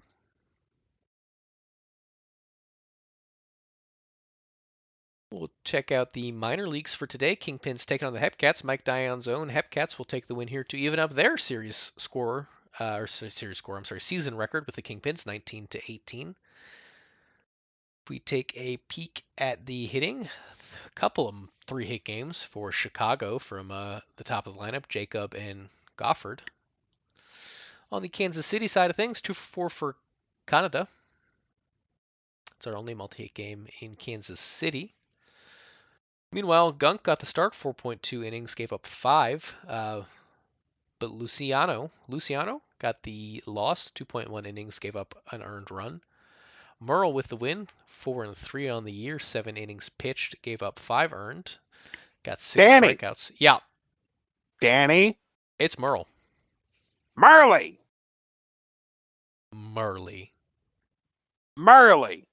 Barney Turbo, there's a name I can say. He gets his first save Came on back the year. Just to yell at you. No, I'm just kidding. I am here. Thank you for taking the walk scores. AJ, thank you for the 5 gift subs. Yeah, shout out to AJ. Wait, where's the thing? That might Is the be the delayed. sub alert not playing? I Where's don't the know. thing? I don't know. I thought the What the hell? What is alerts. Danny? What I did you thought the do? alerts were done by Madge. I thought they just happened on the channel. Oh, I don't know. I don't know where the alert is, but huge shout out to AJ. I will be your alert, AJ. I Out of the park, out of the park, out of the park, out of the park, out of the park, out of the park. I There. don't have a fun logo, but I can give you the bear. Put the bear up for you, AJ. Wait, what the? Oh. I was like, wait, what do you mean? You're like, what are you talking about? All right, Bruce. I have a button on my OBS. It's Flash called the bear. that. Are you serious? Flashed it 5 times. We got one. All right, we got 1, 2, 3, 4, and 5. Shout out to AJ. There's your new sub alert. Bear of the park. Bar of the park. Yes, indeed. Thank you, Jabs. We were doing box scores at some point here. Yeah, we were. Murley. Yeah, I came in and screamed at you about Murley. Just derailed the whole stream here. Yeah. Canada. Is that one right? I say Canada, but I don't actually know. Canada. Junichi Canada is what I've always said. And congrats on the win for your team. Although I just say Junie because there's too many vowels. Fair enough. As the Dynamos go to a positive win-loss here now, 4-3 against the Mounties. Multi-hit games for about half the team here on the Kingston side of things, but we'll look at maybe either of the 2 for 3 with an RBIs of Obermuller and Poor Jelani. Mounties just could not buy a win. No, could not buy a win to save their lives. Yeah, I don't know what's going on there. Krustis, I always get that one wrong too. Giannis, I think I can say Giannis better than I can say Krustis. Giannis. Oh my goodness. Giannis with the 3 hits in 4 tries. Parmley, 2 for 4. There, you got that one right. Barry, he's a catcher, 2 for 3. Got that one. Mm-hmm. On to the pitching, Harry Balls, 4.2 innings, 3 runs, 3 earned. But the loss will go to DeFerrari, 0-5. You got to say it. Come on. I was waiting for you to say you got that one. Oh, yes, you got that one right. Ken Wheatfall with the blown save, his 3rd on the year, and DVS relief pitcher with their 3rd win in relief, a 1-out win. Hey, I wonder where they're going to go in the draft. Tozen will be player of the game. Oh, I'd love to see Kashima just snipe him. Or one of the expansion teams. I guess expansion teams will probably be drafting first, right? San Antonio takes DVS relief pitcher. The Armadillos take the Lemurs back down to earth here, as the Lemurs have not been so hot over their last 10 games. Dillos winning 5-4, close game. A couple of bombs here.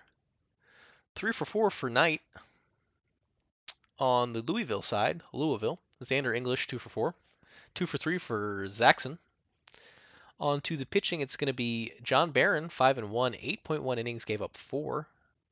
And Arms with the 3rd save on the year. Crocodile getting the loss for Louisville, 5 innings, 5 earned. The pitchers in relief for solid though, Julian and Krat. It'll be John Barron, player of the game. And the Bears will beat the 66ers. You can call the season now. Bears. The Bears are officially the best team in the minor leagues. That's what happens when you beat the 66ers. You get the crown. I don't know about that. Leadoff hitter, Sender, is going to take a 3-run shot against Diglett. Love to see that. Only hit of the game, but that'll work. Took a walk and scored a pair of times. Defense, showing the offense off, 2 for 3. On San Bernardino's side of things, they still managed to hit well even when they lose. 3 for 4 for Rem Beverwinkle, 2 for 5 for Miles Ahead. On to the pitching, it'll be Dirk Diglett getting the loss. 6 innings, gave up 4. McCarthy was good in relief. On Bruce City side of things, Thursday, threw 80 pitches in under 4 innings and had to get hooked there. But the bullpen, not a run between the 4 of them. Salinger, Ginsberg, Booze Goozer, and Buddy Cheeks. You all can't even flawless. get the name right No, of your of my own co-GM co-GM. player. No, I can't. I don't know. I'm bad at names. Some days are worse than others. Today's a bad Is one. that why is that why your guy's name is Danny B? So you can't possibly mess the name up? Exactly. Although I have no regrets being Danny B because it's so easy to find myself on the index. Well, Always, oh, because of the B. I'm always right at the top. Oh, by the way, I was skulking around other sim leagues the other day. Which is the whatever hockey league you're in? Is your player's name Danny C? Yes. My hockey player is Oh Danny my C. gosh, where's Danny A? Hello. Nice to meet you. Hmm? I'm Danny A. Oh, so then the other U's are Danny B and Danny. Okay, Yeah, that makes sense, right? My recreate, I guess, will have to be Danny D unless I join another sim league. I don't know if I would make somebody's name Danny D. I like it. Hey, Big Smitty says DJ Danny D. I love it. Well, that's not as bad. As bad. When I get all the But way around, I could be Danny BB and do like a full-on eyes build. oh, okay. Anyway, enough of the Bears. Cendric Lucas, Yeah. player of the game, game of the player. Yeah. He did go away things. from the Bears. Go away. Well, actually, wait. No, it's a San Bernardino loss. Let's stay here for a little while. Hi, All right. shoe.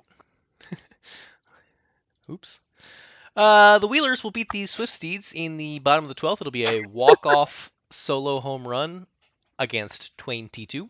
I believe that's a pitching bot, knowing Beaver.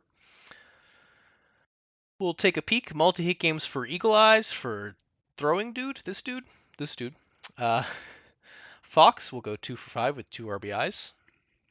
On the Anchorage side of things, wow, hits for just about everybody. Multi-hit games for more people than not, it looks like. A cardboard cut out of Derek Jeter, 3 for 6 with 2 RBIs and 2 runs. Nico Baldelli started this one, gave up 3 over 6 to not get a decision. Perry Hodder started for Anchorage, 6.2 innings, gave up just the 1 run. The decisions will go to 22 with a loss, with the win, and oh no, we'll get some oh no's from the crowd with another blown save. Wander Franco, player of the game. What do you want, Zach? What do you want? You what? I don't. If it's why I don't like San Bernardino, it's because they're in my division. We have like history and all that stuff. That's the normal reasons. Is it that? Yeah, I mean, why doesn't Danny like the Swifties anymore? I love the Swifties. You take that back. Let's see. We just did this one, so I think we're headed right into a new prime time. Yep. We're gonna take the San Antonio Sloths and the Outer Banks Aviators in primetime number 5. You said San Antonio Sloths like there was another kind of sloth. Well, there's the Sarasota Sloths. No, there exist isn't. Only in your only magic in my world. head. Only in the world of Danny A, who as... Oh, hang on here. I got to get the user. As Just Turtles points out, Danny A prototype discontinued. Oh, R.I.P. So, yeah. I'll be there, buddy. I don't know how I'm getting a mass. I don't know how I'm getting a mass, but I'm not in Massachusetts whatever. anymore. I'm outside DC now. Oh, that's right, because you were talking about heading down to a Nats game earlier. By the way, those of you in the chat, interesting question. Do you actually plan on heading to a baseball game now that we have some kind of capacities this year? I'd love to just see what you think while you're watching the game. I'm excited. Prediction time.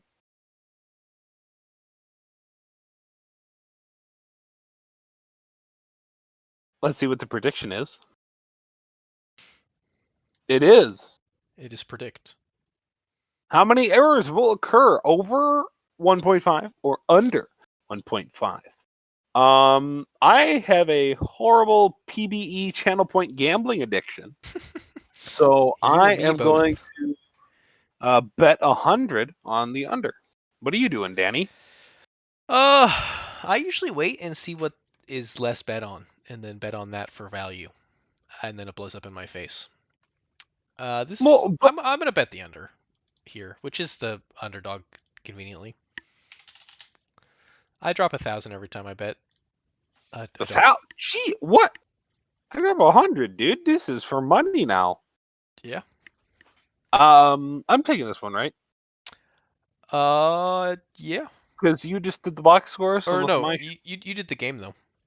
oh You can take it yeah, if you my want, but I think it is my turn. yeah, whatever, doesn't matter. I All was right, I gonna got give it. you the SB at the end, so you yeah, because you have this one, then I have the next one, then you have SB at the end. Yeah. Let me read out our fun facts here very quickly.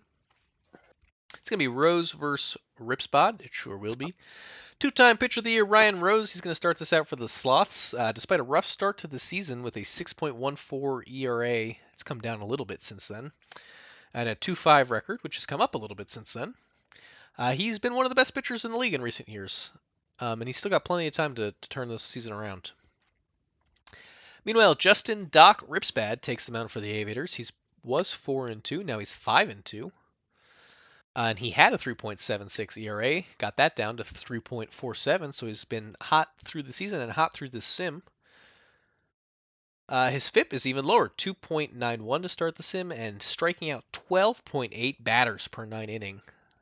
That is a very impressive K-line. Sloths are just a year removed from their World Series win, but they've struggled to make a run so far. I wouldn't count them out, though, because they have a potent offense with the highest number of home runs in the league and the second highest team on base plus slugging. It'll be an interesting matchup against the Aviators, who have absolutely dominated from the mound.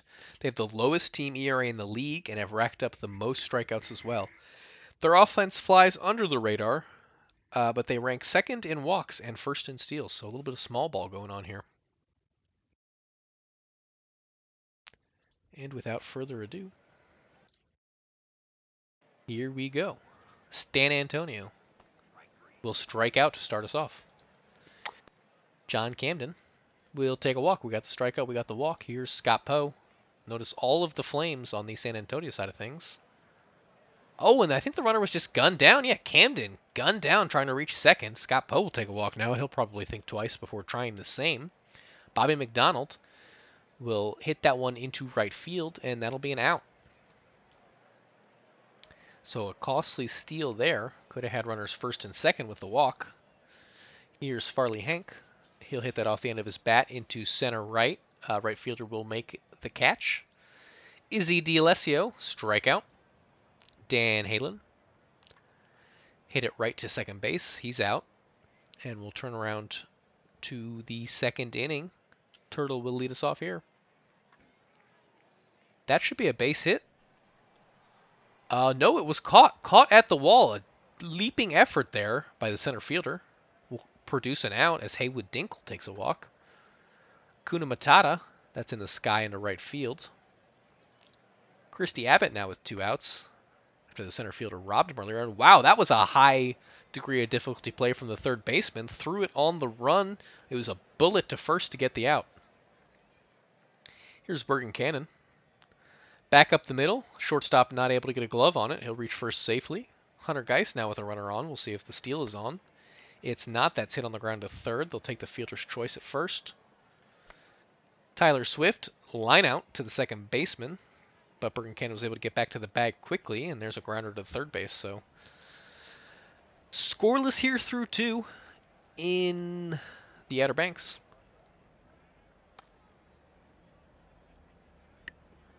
Roberto Kahn flies out to left. Stan Antonio will take a walk. John Camden laces a single between first and second. He'll try to go first to third, and he'll make it. Scott Poe now, RBI opportunity. They'll walk him, don't want anything to do with him. A 4-pitch walk. Base is now loaded. Going to hope for the double play out of McDonald. That's not going to be it. This should score a run. In fact, both runners can probably advance. And they will. We have our first hit for both teams. We have the first run on the board for the San Antonio Sloths. That's hit on the ground to third. Fielder's choice. We'll call that the 5-4 double, not double play, 5-4 fielder's choice. Here's Wesley Nikia. High fly ball that just snuck over the wall there. It's a home run for Nikia. Looks like the 4th on the year, unless it already tallied that one up. 418 feet into the distance. Lioness Riverboat in now, as we're all tied up. That should be a base hit. Yep, it'll fall in shallow left. A little blooper. Here's Hank. Off the bat to the third baseman. They have shot at 2, and they'll make it. Quick double play there. And this one's on the ground to first for 3 unassisted. Which will roll us back to Haywood Dinkle. Walked his first time up. He'll hit that one on the ground. Ground out. Matata in the sky. Wow, the second baseman had some range to make that play. Christy Abbott hitting hot. Skies that into left field, though, and it's a 1-2-3 inning for Justin Ripsbad. Ryan Rose still in. Both pitchers having themselves a night. Dan Halen will ground out. Here's Bergen Cannon. Take a strikeout. And Hunter Geist. Hits that on the ground to third. Third baseman handled it cleanly. Made a good throw to first.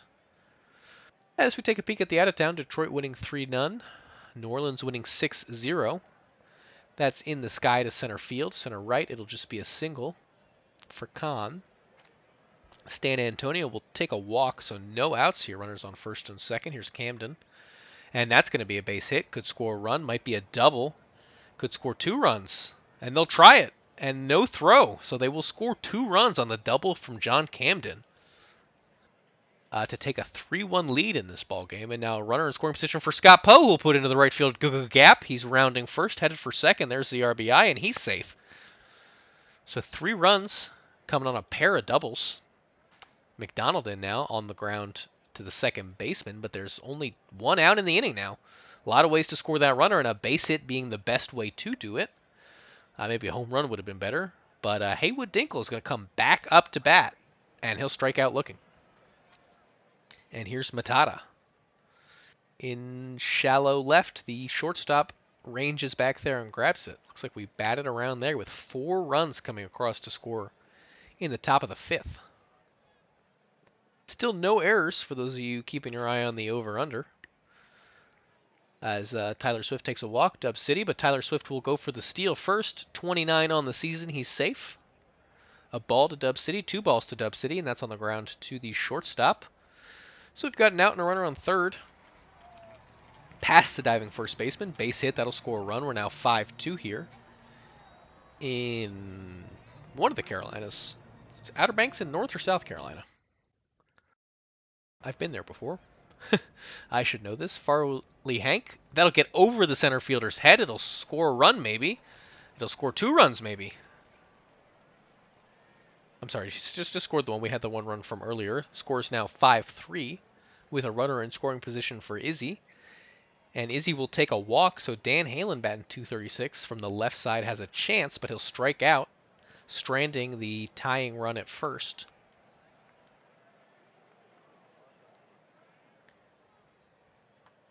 Christy Abbott now on the ground to the third baseman. Here's Roberto Kahn. Take a strikeout. And that's hit to second. Yeah, Ripsbat keeping his team in this game by settling down after the 5th. Bergen Cannon. It's a high fly ball into center field. Towering shot, but oh, he bobbled it. That's got to be an error. An error number 3 for Camden in center field will allow Bergen Cannon to get all the way to second, and that's going to be a wild pitch. So back-to-back miscues for the defense. Puts a runner on third with no outs. They'll set up the double play here by walking Hunter Geist, and Tyler Swift has an opportunity for an RBI, and he'll get it, I think. That's caught, but should be an easy sac fly opportunity. So we'll score that a RBI for Tyler Swift. Here's Dub City, but first we'll have the stolen base attempt of Hunter Geist. He beats the throw up to 9 stolen bases. Dub City will finish that at bat now. Hits it on the ground to first, but it is productive in moving the runner. And Nakia will get beamed, so Linus Riverboat will come up now. On the ground to second, and they're able to make that. We do have 1 error on the board now. We do have that first fumble bumble of the game. 1 more, and the overs will have it. Here's Camden. In the sky to center. Interesting to see the error come on an outfield play, too. I mean, you have to commit murder in the outfield to get an error. As Scott Poe draws a walk. McDonald, I feel like they've walked Scott Poe just about every time. They just want nothing to do with him. Turtle in now. Turtle will strike out, and it's time for that 7th inning stretch. I won't sing for you like Mike did, but you're welcome to sing at home. Here's Farley Hank, leadoff man leading us off. In center right, that'll be caught. Izzy D'Alessio. Take a strikeout. They need a run, and they need it soon if they're going to stay in this ball game. Here's Dan Halen. And that's not going to do it on the ground to short. San Antonio will look to build upon their lead. Strike 3 called on Haywood Dinkle. Yeah, Jose 43 pitching in relief. You see that stuff at 100, and you know why he's so good. Acuna Matata will sky that into right field. It's caught, and Christy Abbott will sky that the other way into left. Should be caught as well, so Jose 43 making it through the inning. Stamina starting to get low. We'll keep an eye on if he comes back out or not, as Slim Dugan must come in last inning for the Sloths. Klausberg Cannon striking out. Hunter Geist striking out. And can he get the side? He does! Strikeout, strikeout, strikeout. Bergen Cannon, Geist, and Tyler Swift all taking seats. And Jose 43 does come back out and gets a strikeout of his own. This game has devolved into quite a pitcher's matchup. Looked like a little swinging bunt type thing there from San Antonio, and Camden in now. Last chance to improve on their lead, unless this goes into extras. And John Camden will strike out. So Dub City, Nakia, and Riverboat, the last hopes for Outer Banks, and Dub City will start it off with a strikeout, the Swifties legend. Nakia now in the sky to center. Center fielder coming in on it, catches it, so 2 outs. Now going to take some 2-out magic from Riverboat. On the ground to third, he might beat this out. He has a chance. He does. So the tying run is on first base for Farley Hank, who hits that into right field, and it looks like it will be caught. Right fielder had him played well. They'll make the catch, and what was almost a comeback won't be, as the Sloths take their 20th win on the season, besting the Aviators. You were here for it. We won't spend too much time on it, but the bottom of the lineup, very productive for Outer Banks. Pitching-wise, not quite the starters duel we were promised. Rose giving away 4 runs as I win my prediction here. Ripsbad giving up 5, but the bullpens both were flawless. I mean, once the starters left, it was locked down. There was 1 hit after the starters left the ballgame. 1 hit off King George III. I believe that's John Stradamus. And it was not at all a costly hit. Wesley Nakia is our player of the game. All right, Danny, you nabbed them from me. Would you like me to nab the box scores from you? If you don't mind. All right, Leo Robert gets the win over Kashima. That's Robert's, I think, first win of the year. And they win it 8-4. Providence, 2 hits from Kuntz, 2 from Stein, 3 RBIs there, 2 RBIs from Bergamot Lemon on a couple of hits. Kashima. Excuse me, folks. Fidel Valor had a couple of hits. Rich Evans, 5 2/3, 5 earned. 5 2/3, 5 earned for Rich Evans. Roll back down. You're good. Hepcat legend Lance LaRue, 2 innings pitched, 1 earned run. That ERA from the former Hepcat. Providence, Leo Robert. That it is the first win of the year and of the career of Leo Robert, right, Moosey? I think. 2 earned runs for him in 5 innings pitched. George Washington Crab got the save. Bergamot Lemon, your player of the game. Detroit gets back in the win column. They beat the Toros. Then again, everybody is this year. 21-17. Bauer continues to have no power. He's under 200. It's one of my fantasy teams failing. Thanks, Bauer. Trusted you again. Although you did me good for 2 years, so meh. Nickels and dimes, 4 hits. Mo Willis, 4 RBIs. Ace Carter, 1 hit and 2 ribbies, one of only 2 hits. And let's head down to the pitching. Mac Arian, 4 2/3, 5 earned. Austin Bentley, 6 1/3, 2 earned. Nice job, Hummus.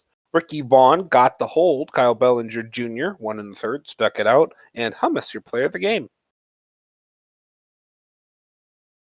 The Rougarous beat the Supernovas 7-2. Beauregard 2 RBIs, Di Stefano 2 RBIs, Bro 2 RBIs as well. Sarasota 2 ribbies from Koshvagen, and 3 hits from Jay Kane. Let's head down to the pitching. Aiden McDougall gets the W.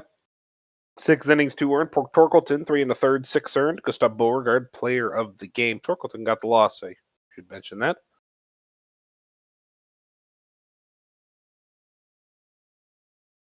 DVS and Vancouver, 8-2. Death Valley wins over the Vandals. Sam not having a good start to the GM career. Welcome my world, bud. Lefebvre, 3 RBIs on 2 hits and 2 walks. That's a darn good day right there. 3 hits for James Loves and 2 RBIs. Vancouver-wise, McGrath, 2 hits and 1 ribby. Danny Gonzalez, same thing. For Simmer Tech, Vivi Zielman, 7 innings, 2 earned. That's a dub, 7-1.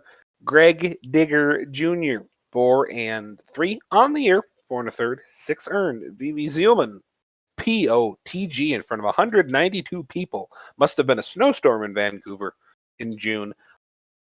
Voy Boys get 1 game closer to 500. Seriously, are you guys going to wake up at some point? I mean, I got teeps on you people.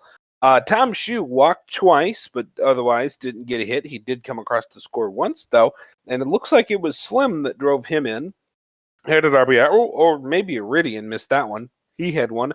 Rivers and Stevenson both had 1 in the 4-2 win, behind the pitching of Mr. Kevin Choate, who only gave up 2 hits to Jay Doctor and Parker Beauchamp.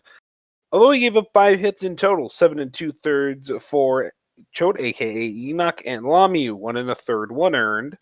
He got the save. Bill Bisquick, 5 2/3, 2 earned. Choate, your player of the game. And now the 10-game win streak is over for the Apex. They fall to 20-18 on the year. The Stars win 5-1. Wendell Tintin Meredith with 3 RBIs on a 3-run shot. Bjorn Zavanberg got a 2-run shot. That's how Nashville scored. Rosario's Balken was on the ball. 9 innings, 1 earned. Trowan no hands. Trowan for Cy Young. 3 and 2 on the year. 6 innings, 2 earned. Dogwood Maple gave up those 2 runs from Trowan on the inherited runners, and then Madison gave up 2 runs all by himself. Balken, your player of the game.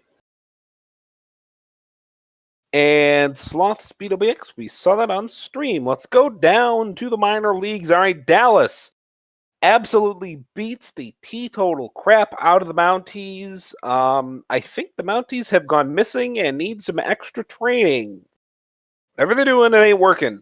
Farting House and Walker, 2 hits. Oh, then again, when your MVP candidate's only hitting 256 for no reason, I can't exactly say I don't see why you're losing.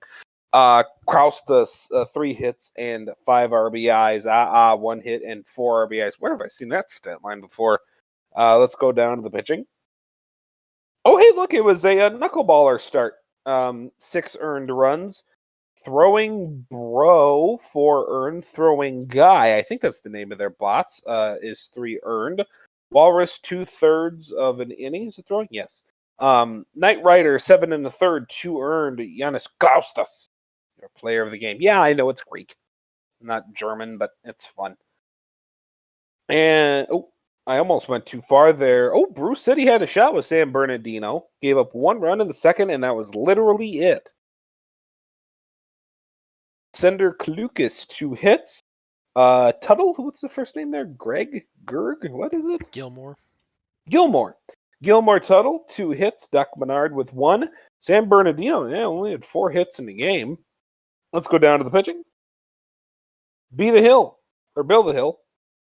Whatever the first name is. It's Bill, yep. I don't know why I keep thinking it's B. 8 innings pitched, no earned runs. Ian the Igloo, 6 innings and 1 earned run. So the 2 inanimate objects clash and both do pretty well. Ruth Theater Ginsburg lays down the fist of justice, 3 innings and no earned. Bill the Hill, your player of the game. Should be a note there. It's probably the first time the 66ers have ever scored 1 run in a game this season. Anchorage 5-3 over the Steeds of not so swiftness of Derek Jeter. 2 RBIs, a couple of RBIs sparsed out throughout that Anchorage lineup. Otherwise, Eagle Eyes, 2 hits and 1 RBIs. And let's go down to the pitching. Trent Bolt Jr., 3 innings, 5 earned runs. Not the best start for somebody who has been one of the best pitchers in the minors. Johnny Toasty, 7 innings, 2 earned. There's your player of the game, Rizzo, the save. And we can just skip that one and go right on to the Dillos and the Lemur. Oh, Hepcats lose. They're 19-19 on the year. Kingpins go to 20-18, and I'm pretty sure they're leading the East by 2 games now. Or is it 1? I know divisions don't matter anymore, which is weird, but it's still a fun thing to track. Vinny Pacone, 2 RBIs and 2 walks on the day, 3 hits for pork chop sandwiches. For Kansas City, a whole lot of absolutely nothing from the bats. Kiwi Mace, 4 2/3, 5 runs, 1 earned. Good job, defense. Dylan Bott making an appearance, 1 2/3, no earned. Benson, Barry B. Benson, isn't that a B movie or something? Isn't that a reference to that? 6 innings and 1 earned run. No, I think that's Barry B. Benson, whose Discord logo is the B movie thing. And now the Dillos and the Lemurs 5-3 win for the Dillos, and it's 2 hits for Steve Rogers, 4 for Dan King. Louisville, they have 2 hits from O'Houlihan, 1 hit from Ramirez Stars and Ronaldinho in the middle of the lineup. Let's head down to the pitching. Mountain, 6 2/3, 3 earned. Dono, 2 1/3, no earned. Warner, 4 1/3, 4 earned. Erwin Beyer, 2 1/3, 1 earned. Player of the game is Dan King in Lemurland. Lemurland has a lot of branches in it, and I get the next game, Danny. You can steal it from me. Which is, I think, isn't it the Dillos and the Lemurs? No, it's going to be Kingston and Dallas. Oh, Kingston and Dallas.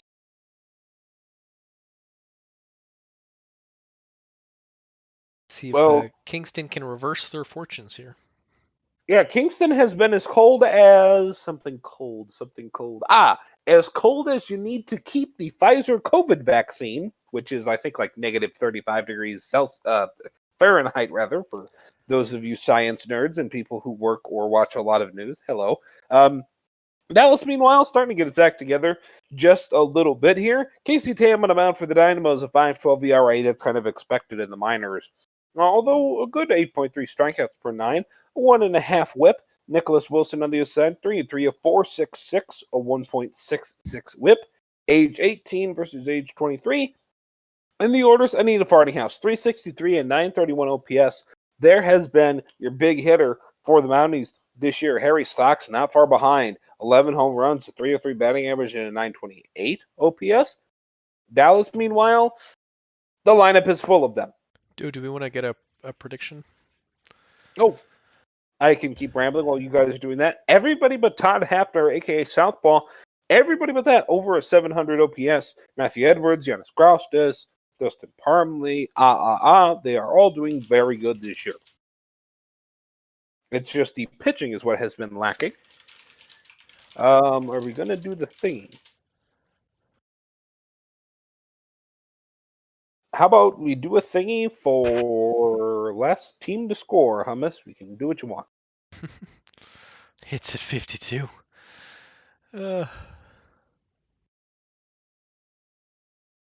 Hummus might be MIA. We might just go sans prediction here. I'm going to press it. It's happening. Okay, no prediction. Sorry, folks. Okay. Sorry. Blame Hummus. He's allowed to step away. Oh, he's not. All right, down in Dallas, Anita Fartinghouse into the left field corner. That's going to be a double to start the ball game off of Casey Tam. Here is Tex Walker. The 3-1 to Tex is into left field, and that was the weirdest trajectory I've ever seen from Costas. It distracted me from the fact that Tex Walker just hit a home run. You know how I said the pitching has been the problem? Example A. Here's Harry Stocks. The 1-1 to Stocks, that is into center field, and that is over the head. That is Stonks, and that is a double. Here's Mike Boss. The 1-1, Mike Boss, and flip Parmalee to the pitcher covering first base. And here's the 1-1 up into the air from Wallace and Gromit. And now here's Washington. The 1-0 to Washington is grounded to third. Crunk will pick it up, deliver it to Parmalee at first base, and that's the end of the inning. Or the end of the top half of the inning, rather. Now let's see what Dallas can do offensively with Crunk, Edwards, and Kraustas. 3-0 SCSS out over Anchorage, by the way, out in front of their skis a little. Crunk grounds out. Here's Edwards, who walks. Kraustas, however you want to say it. The 1-0 to him. Second, short, not first. Single play. Here's the 2-0 to Parmalee. Third, pulled, and bad drop by Obermuller. I think they call that a fielder's choice, just for the record. The Obermuller bubble? You mean the single play? Yes. As I like to say. Yes. Caden Kalen up, and that is going to be a run. This might be a second one on the single, is it? Yes, it is. We are tied at 2. And now 3-2. Andrew Barry's going to walk. Here's Bodnar. 0-1, yes it is. And that's down just in front of the right fielder, barely. Here's the 1-0 to Todd Hafner. Hafner, that one's down the line. Well, I said, Dallas, here's your pitching problem, and then Dallas, here's your good hitting, but here's a bad piece of base running by Bodnar, and the inning's over. So 5-2, Dallas bats around in the first, and Kingston is pulling out the stimmy to try and buy a win. We do have a prediction up, over under 1.5 total runs in the 8th inning. Under, as always. Tam gets Obermuller to fly out, rather. Worth flies out, and here is Gelati, who singles into right field, and that'll bring up Bonita. The 1-0 to Farting House is a lazy one. That is caught at third, and that is the end of the top of the second. Bottom 2 we go, and Jebediah Crunk goes out. Crunk is not playing third. I said that wrong earlier.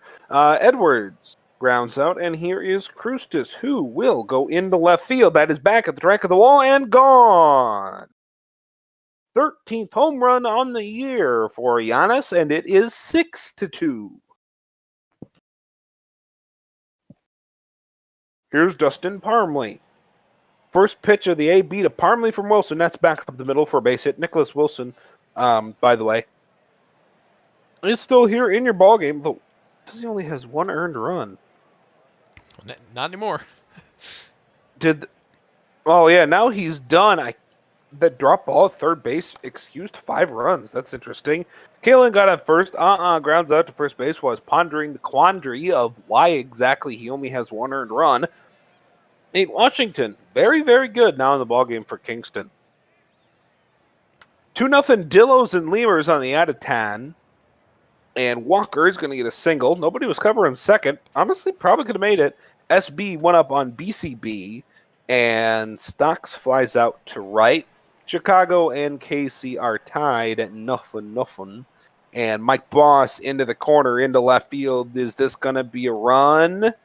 The odd animation says yes, it is. So that's a scoring from first Tex Walker, and it's 6-3. Here's Wallace and Gromit. 2-2 Gromit into right field. Easy catch coming from Edwards. They get the ball back in and no advancement. Here's Washington, 3-2 to Washington. This is down in the left field corner. Going to be 6-4. That's the score. Washington gets to second base, and here comes Obermuller. Jake Obermuller, the 1-2, struck him out. Goodbye. Sit down. Tams, first strikeout of the game, but not before giving up another pair of runs. 6-4 is your score. All right, Andrew Barry flies out to left field to start the bottom of the third. Here comes Bodnar, 0-2 to Bodnar, third base. First base, corner to corner, out, either way you look at it.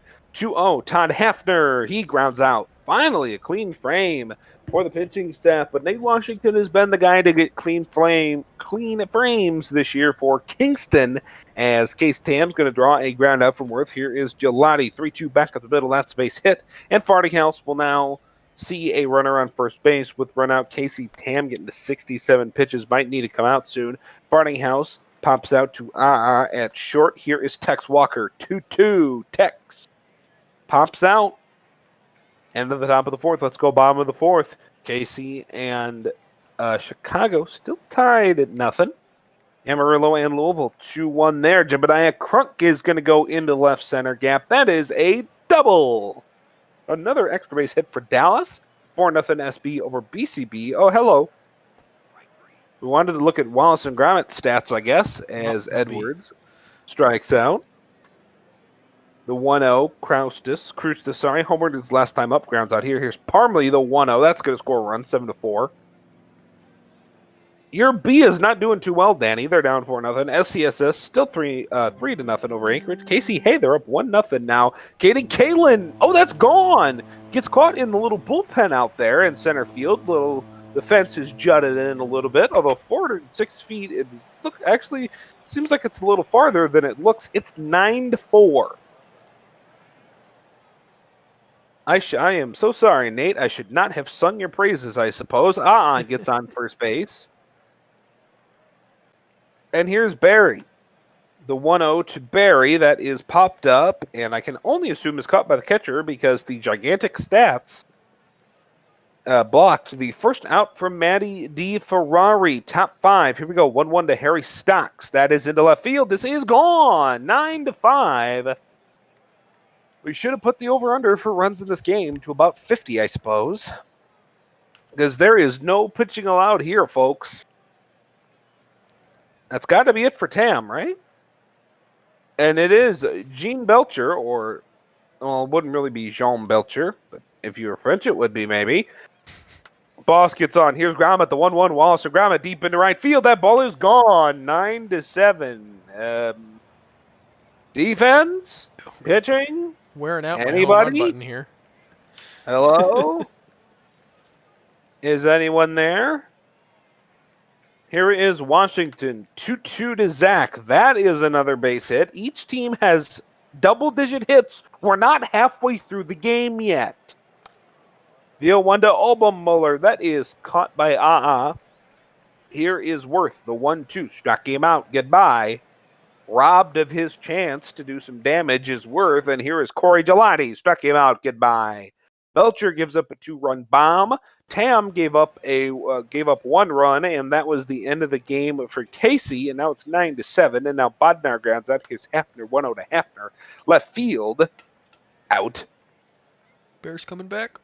Here's Crunk. I don't think so, buddy. Fielded by the pitcher. Throw it on to first. Matty D. Ferrari gets him out. 1-1, KC and Chicago. Let's run around the out-of-town before somebody else hits another home run.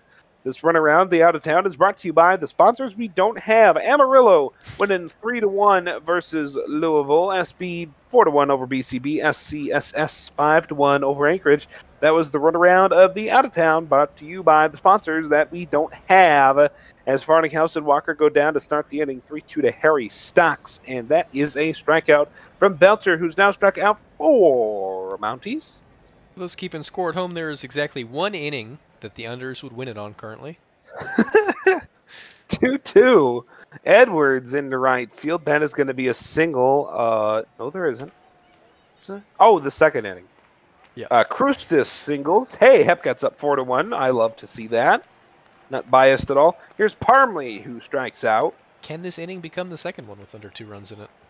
Maybe 3-1 to Caden Kalen, and it's not going to. That's into left field. Oh, my God, and we have broken the space-time continuum. Harry Stocks has gone with Dogecoin and gone to the moon to retrieve that baseball. It's 11-7 as Stocks uses alien technology to phase through the wall. And Kalen will not try and phase through the catcher. Is at first base. He's at third. Here's the 1-2. Barry strikes out. Here comes Bodnar. Bodnar, 1-2. Bodnar into left field. Should be an easy catch for the teleporting greatness of Harry Stocks. And that is an out. 5-1, Kansas City over Chicago. 11-7 here. 15 hits and 12 hits, respectively. Dillos 3-1 over Louisville in the ninth. SB over BCB 4-1 in the ninth. Mike Boss tries to stretch a single into a double and gets out. I grant you no points for that act of bad base running, and may God have mercy on your soul. Wallace Grommet gets plunked. Here's Jared Burton now in a ball game. 1-0 pitch. That is a single from Washington. Grommet on second. Washington on first. Here's Obermiller. 2-2. Struck him out. Goodbye. Sit down, sir. Grimace McDonald now in a ball game. Quick pitch and change there, and Rob Worth pops out to third. Let's go bottom seven. Take me out to the ball game. Take me out with the crowd. Yada, yada, yada. Cracker Jacks and peanuts. Yada, yada, yada. Here's the 1-0 to Hafner up into center field. Actually going to be shallow center field. Caught by the shortstop easily there. That is Giolotti 0-2 to Crunk. Struck him out. Sit down. Goodbye. Right, Walrus an ending in a third. Here's Matthew Edwards into right field, and that's an easy out. Scoreless inning out of the way as we head into the eighth. And this is the over-unders one, right? Yes. All right, Was the so first everybody scoreless inning of the game. get out your punch tickets. Here's your over and unders inning, and Grimace McDonald gets it started with a pop-out. 5 outs to go for the unders. Here's the 1-2 to Farninghouse. 4 outs to go for the unders. Here's the first pitch to Tex Walker, and that is going to be not 3 outs for the unders because we got an E4. 0-2, and that is a base hit. The overs they got 2 runners on base, and that's all they need to score. Here's Mike Boss. 2-2, struck him out. 3 outs for the unders. Bottom of the 8th. Dallas looking to extend the lead. Underbetters looking to win. 3-2, a walk of Krustis, and here comes Parmley as Throwing Bro steps into the ballgame. A 5.49 ERA on the year. Right past a diving Tex Walker is going to be first and third, and oh boy. No whammies, no whammies, no whammies. 0-1, that's a whammy, and that's going to be 1 run. This might be 2. A slow throw in. No, it is not. Here is We're going to need some infield pop-ups and some strikeouts. Will not indulge us in either because that ball is gone. 465 feet. I clicked, my bad. Oh, my God. All right, well, the over is busted, and you needed to bust out the tape measure for that one. Speaking of busting out the tape measure, I think the Kingston manager is going to have to bust out the tape measure for how mad he is. His punches are going to be able to be measured in miles. Todd Hafner's second bomb of the year. It's 17-7. Thank you for those 4,000 channel points to all of you underbetters. I appreciate it. And somewhere in his home, our good friend Diesel is probably crying. Crunk walks down to first base. I know I would be if I was down 10 runs. Here is the 2-2 to Edwards. Struck him out. Hey, finally, Kingston got an out. 2-2, Krustis. And the spring-like scoring might finally be over. Let's go to the 9th. I almost said the 10th. God, I hope we don't go to the 10th. Or something horrible has happened. Wallace and Grommet, that's going to be a double for the catcher. 16 hits. And you don't win the game. Yeah, 16 hits and you're trailing by 10 runs. Right. Like, how bad was your pitching? 1-2, struck him out, ball game over. The two teams combined for 36 hits, yet somebody run by 10 runs. 24 runs, too. Ugh. Oh, boy. Somewhere, somehow, whoever loves efficiency, all the baseball fans that love efficiency are now passed away. There was nothing efficient about that whatsoever. What was efficient, though, was Caden Kalen, 5 hits and 6 RBIs in the game that killed those that love efficiency in baseball. Now let's go down to the pitching. Let's go down to look at the blank boxes because there wasn't any pitching today. Except for Wilson, I mean, he only had 1 earned run. That doesn't really make any sense considering there's only 1 error, but whatever, I don't know. I'm not a box scorer person. The Barton official came scorer. out, threw 2 pitches, gave up a hit, and then got pulled. I mean, that was the best pitching performance of the day, really. Oh no, Griffith McDonald didn't give up anything. Neither did Roy Wallers. Your player of the game is probably going to be Kalen because he had 6 RBIs, ties the regular season Dallas record with hits, 4 hits with 5. Ay, ay, ay. Yes, that was a game. Yes, it was 5-1 win. Oh, wait, I skipped. Sorry. State College beats the Anchorage Wheelers 7-2. Jody Flyball game.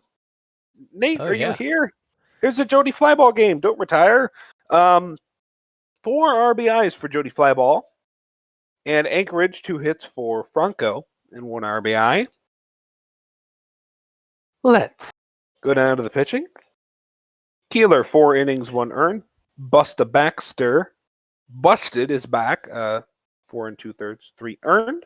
Oh no, said oh no, and gave up 2. And Eagle Eyes was your player of the game. Jody Flyball couldn't even get player of the game. Robbed. Just like he was robbed of Gold Glove. Kansas City, I think, takes the series with Chicago now. 20-19 on the year. Tommy Caruso, 2 hits and 3 RBIs. Hey, yeah, Tommy, good to see you doing good there. 3 hits from Ernie Whitten, who finally remembered the baseball bat. Jimenez had 2 hits. That's your only standout day for the Kingpin.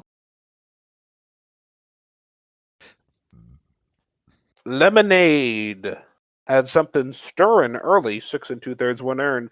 And then Sky got launched to the sky, 4 earned in 1/3 of an inning. Maverick Smoltz, that's Tonesy, 7 innings and 1 earned run. Maverick Smoltz, your player of the game. Looking back, Danny, would you rather have Klukas or Smoltz? We are very happy with Alexander. I think he's the one of the franchise players of the Bears. Good answer. And I'm going to say I'm happy with Tonesy. Dillos win 3-1 over Louisville. 24-15 now are the Dillos, and they win 3-1. Rogers had another multi-hit game. He's doing very well, unlike his majors team. Sacco the Taco, 2 hits, 1 RBI. Louisville, Nith, 2 hits and 1 ribby. And let's head down to the pitching. Roshi got the win, 7 1/3, 1 earned. Alexander got the loss, 5 2/3, 2 earned. Not the Alexander that Danny was just talking about, of course. Yoel Roshi, your player of the game. That Alexander has a Y. Well, we don't need to look at that because we saw it. Oh, yep, you're right. You're right. We don't need to look at this either, let's be honest. We do need to look at this, though. 4-1 win for San Bernardino. Klukas, 1 hit. Tuttle, 1 hit. Sosa, 1 hit. Fabian, 2 hits. Menard, 2 hits. Fun fact, Fabian is a real-life friend of mine. It's just too bad he made the player and then did nothing else. If you could convince him to come back. I'm done trying. Daytona, 1 RBI. Miles Ahead, 1 RBI. Baden Bougie, 1 RBI. Vanderbilt, 1 RBI. Pitching. Sullivan, 6 innings, no earned. Bumbles, 5 innings, 4 earned. And Danny Sullivan, your player of the game. And I drugged that out and slowed the voice down just for you, Danny. How do you feel? I feel fantastic. We're about to head into our final day here, although I think we have some... Oh, no, we didn't. Did I even have a full day? I didn't have any full days, I don't think. That's okay. We probably have some today. Maybe I'll let you take the box scores once we're done here. Well, we do have a minors game first. Okay, yes, good. Yes. I was going to say, we have a minors game first. We sure do. It's going to be the 66ers getting on the road, taking the 66 a long, long way down to State College. I don't think Route 66 gets anywhere near Pennsylvania, but that's okay. My theory is that the way that teams like Outer Banks get to places like Kashima in one day is a teleporter. So I'm right there with it. By the way, Danny, for you who doesn't know how Route 66 goes, it goes from San Bernardino to Chicago. So actually, if this was Chicago and San Bernardino, it would be a much better reference. But instead, that's like halfway to Pennsylvania, right? Hey, by the way, fun fact for just 21 miles of Route 66, you do actually drive through Kansas. You drive through like the tippiest tip of Kansas, but you do drive through Kansas. Well, now you're learning about roads, you're learning about baseball. Speaking of baseball, this is going to be Grimes versus Sidaway. Luke Sidaway? Luke Sidaway. Robert Grimes going to start this game. Had a 3.2 record at the start of the sim, improved to 4.2, and had a 3.12 ERA, which is now improved to 3.04. Having a strong start to the season with the third highest WAR among pitchers. Might have moved up in that lineup, or on that ladder. Rookie Luke Sidaway starts this one for the Swifties with a 5.17 ERA and a 2.2 record. Pitcher's always happy to play at home with a 2.1 record at home and just a 4.5 ERA playing up for the State College home faithful.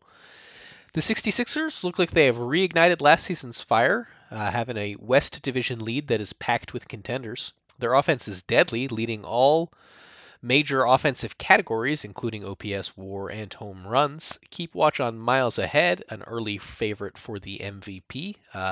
Had 12 home runs at the start, only adding one so far this sim. Maybe we'll see one in this game. And the Swifties will have their work cut out for them, facing one of the top teams, if not the top team. But Swifties have plenty of potential. The top half of their lineup all had averages above 300 to start the sim.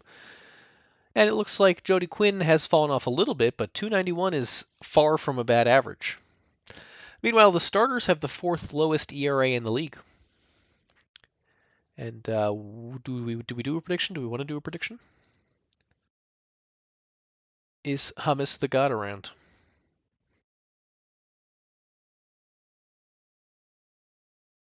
As Schoolboy Shu has pointed out, we're looking at about 10 66 signs here. All right, Katie's going to put up our thing. Do you have one in mind? Do you want us to come up with one?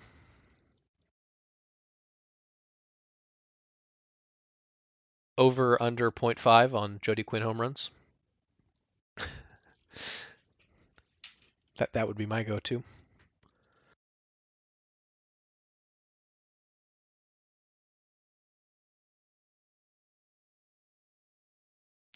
Prediction started. It's going to be home runs total in the game, over under 3.5. I believe our last featured matchup, we would be all smashing the over 4. I believe there was more than 3.5 home runs in a single inning in that game. And the overs are the early favorite here. You got about 35 seconds. Probably by the time you hear this, you'll have about 25 seconds to get your votes in. 9,000 channel points on the over to 1,000 on the under, but someone just went in hard on the under.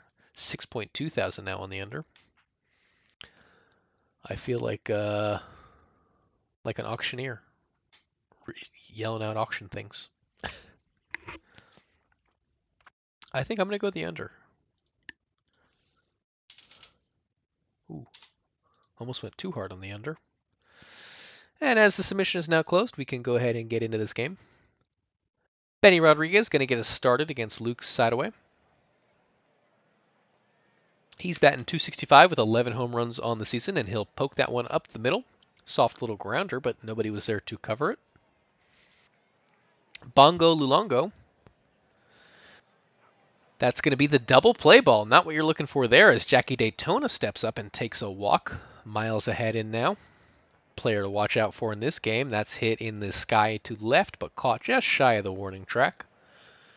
So we'll head over to Eagle Eyes. Looking to get things started for State College. He'll hit that on the ground to the first baseman, 3 unassisted. Here is Jody Quinn, and we're going to get a fly ball out of Jody Quinn. It's going to be a fly out, however. Jimmy Smith, center fielder, on the ground to third base, and he's going to beat that one out. I thought that was going to be a tough one, and it's a bang-bang play, but the foot hit first. And he'll continue to show off that speed with a stolen base that leads to an error. I'll pull out the fumble bumble for that one. He just went first to third,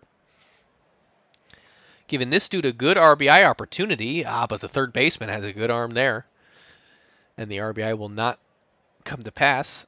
The no-hitters are both dead, as Bad and Bougie leads us off in the second inning. It'll be a leadoff double for Bad and Bougie. New podcast out. The Ladies of PBE or something to that effect is the new podcast. I listened to the first episode. It was fantastic. Rem Beverwinkle now getting the out. Here's Pretzelman, and he'll beat that one out. Runners on the corner for 4 straight. Corners for 4 straight. Women in the PBE is the podcast name. Excuse me for getting the name wrong there. That's going to be not a dropped third strike, but a passed ball on a strike, and it will score a run. And he will strike out at the end there, Vanderbilt, but did a good job just to let the run come across. Here's Harwell. He'll take a walk over to first. San Bernardino protecting the 1-run lead. That went between the legs of Grimes, it looked like, and ended up being a double play ball, so good thing the pitcher didn't try to do anything fancy there. We'll have another ground ball here for Blamo. And between the double play and that force out at first, that'll do it for the Swiss Steeds. Benny Rodriguez, leadoff man, leading us off. He's got another hit to his credit. Bongo Lulango. Oh, and a pickoff attempt. He's out. Benny Rodriguez picked off of first base. And Bongo Lulango grounding out. Jackie Daytona flying out. So a 1-2-3 inning despite putting a man on base. That'll bring us to Gibson. That's a pop-up. Didn't even leave that little infield dirt. As Fox hits that on the ground, I don't think that'll be an error. Yep, they'll rule it as single. Shortstop did a good job to keep it from getting any farther. Might have gone into the gap had the shortstop not made that play. And a stolen base for Fox with Eagle Eyes at bat. In the sky to right, we'll see if he tests the arm. Thinks about it, but decides against it. Here's Jody Quinn. And that should fall into right field grass. They'll try for an RBI opportunity here. Jody Quinn headed for second. Looks like it's safe, so they'll call it an RBI single. Yep. Advancing to second on the throw into home. As Jimmy Smith gets a single, they'll try for an RBI here. And Jody Quinn now responsible for both of the runs. One by RBI, one by run. Here's this dude, but not before we have another stolen base. The Swift Steeds are tearing up the base path here. Jimmy Smith now on second as this dude grounds out. So miles ahead, batting just shy of 350. Popped up to the shortstop, Bad and Bougie. Take a walk. Rem Beverwinkle, but not before Bad and Bougie goes for the stolen base, and she's safe. 17 for 19 on the season. Rem Beverwinkle to second base. That's an out. But it does move the runner to third. On the ground to short. Hit well, so he had plenty of time. That's the third out.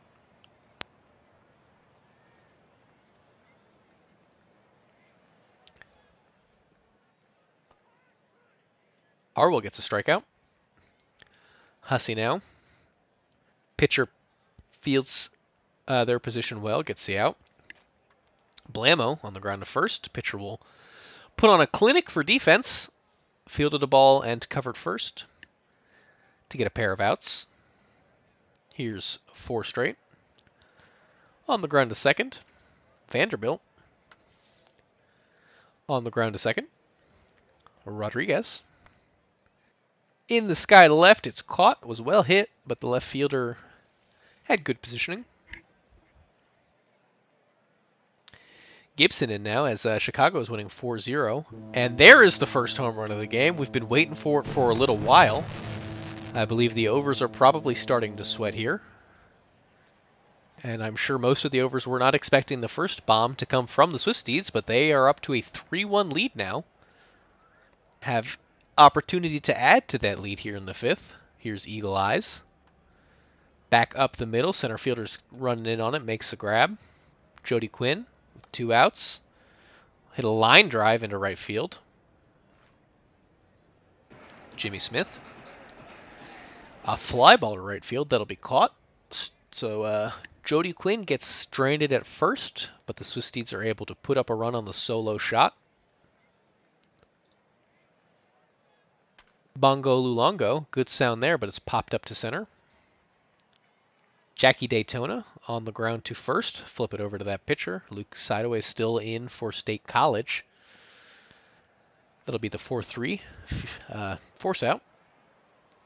Miles Ahead is retired once again. And here's this dude. Robert Grimes also still in. We'll keep an eye as they're probably going to be coming out soon, and I'm sure they'll rule that an error. I think they ruled that a pair of errors, as he got all the way to second. Flyball retires Harwell. Hussey now with a runner in scoring position, and we'll have a stolen base. And he does reach. That's his 12th stolen base, so a lot of ways to score that runner now, but a strikeout is not one of those ways. Strikeout looking on a pitch down the center. And a 3-1 fielder's choice, I guess, because there was a runner on third. Bad and Bougie in once again. That's in the sky and a right, and that might be our second home run of the game. It is 432 feet. State College hold on to their lead, but it's now 3-2 in the ball game. On the 1-1 pitch, Bad and Bougie sends it into center right. And the 1-1 instance that I will ever root for SCSS. Love to hear it. That's in the sky in the left field. Here's Pretzelman. That'll be a strikeout looking. 9-0 was that in Lemurville? 2-0 Dallas KC. Yep. As 4 straight grounds out. Brew City losing 2-5, but still time to come back.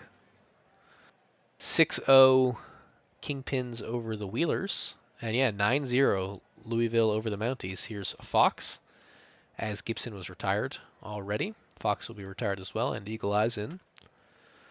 On the ground to third. 3 errors now by the 66ers. I'll call that an error on the third baseman. He didn't even make a throw. As Jody Quinn lines that into left field for a single. Jimmy Smith back up the middle. Caught.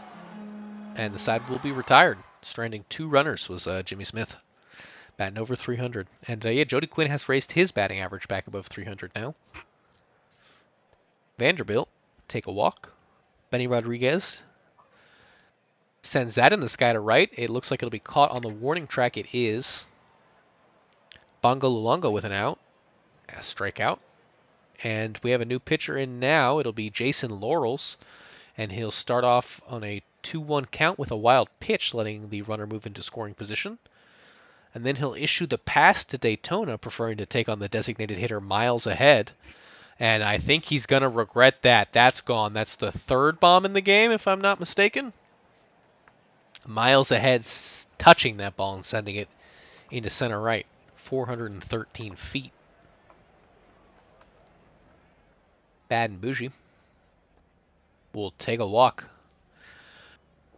Pitching coach is going to have some word for Laurels, I think, as we'll now have a stolen base. No! Caught stealing. Harwell's nailed 14 of 49 runners this season, and that's a painful way to end an inning when you're scoring runs like that. State College needs 2 runs to get back in the game now. And this dude will pop up to the third baseman. Strikeout from Harwell brings in Hussey. And a strikeout from Hussey, so Chloe McCarthy doing well in relief. Rem Beverwinkle. Laurel's still in. He'll get an out here. Pitching to Pretzelman. Oh, a diving catch from the right fielder. I believe that's Jody Quinn himself. So those, what do they call them? Slim chance opportunities that Jody Quinn seems to always make look so easy, as that's popped up on the infield. Oh, stop sucking up to Jody Goldglove. Jody Gold, he's Jody Goldglove in my heart. All right. Oh, as Chloe McCarthy beans Jimmy Blamo. He got blamoed in the abdomen there, it looked like. Ooh, and to add insult to injury, they'll get the double play. BJ Fox, and that's going to be a pop-out in foul territory. He couldn't make the play, so Fox will stay alive. That's 4 errors. 4 for errors, San yeah. Bernardino. Jeez. By the way, speaking of errors, Kingston have virtualized losing 14-0 to an expansion team. Yeah, as Eagle Eyes flies out there, and that will end the ball game. Although you'd think Kingston was the expansion team the way they're playing. Yeah, 5-3, 66ers win. Not too much to say. You all witnessed it. Jody Quinn going 3 for 4, got that batting average back above 300. Is the silver lining there for State College, as they do have 4 batters over 300. Meanwhile, in San Bernardino, pair of hits from Rodriguez and Bougie. We'll head on down to the pitching. Sorry, how many home runs were there? 1, 2, 3. If you give a bit, I will give you a shout out. Gur-Ian Voodoo. I will give you a shout out if you donate 1 bit.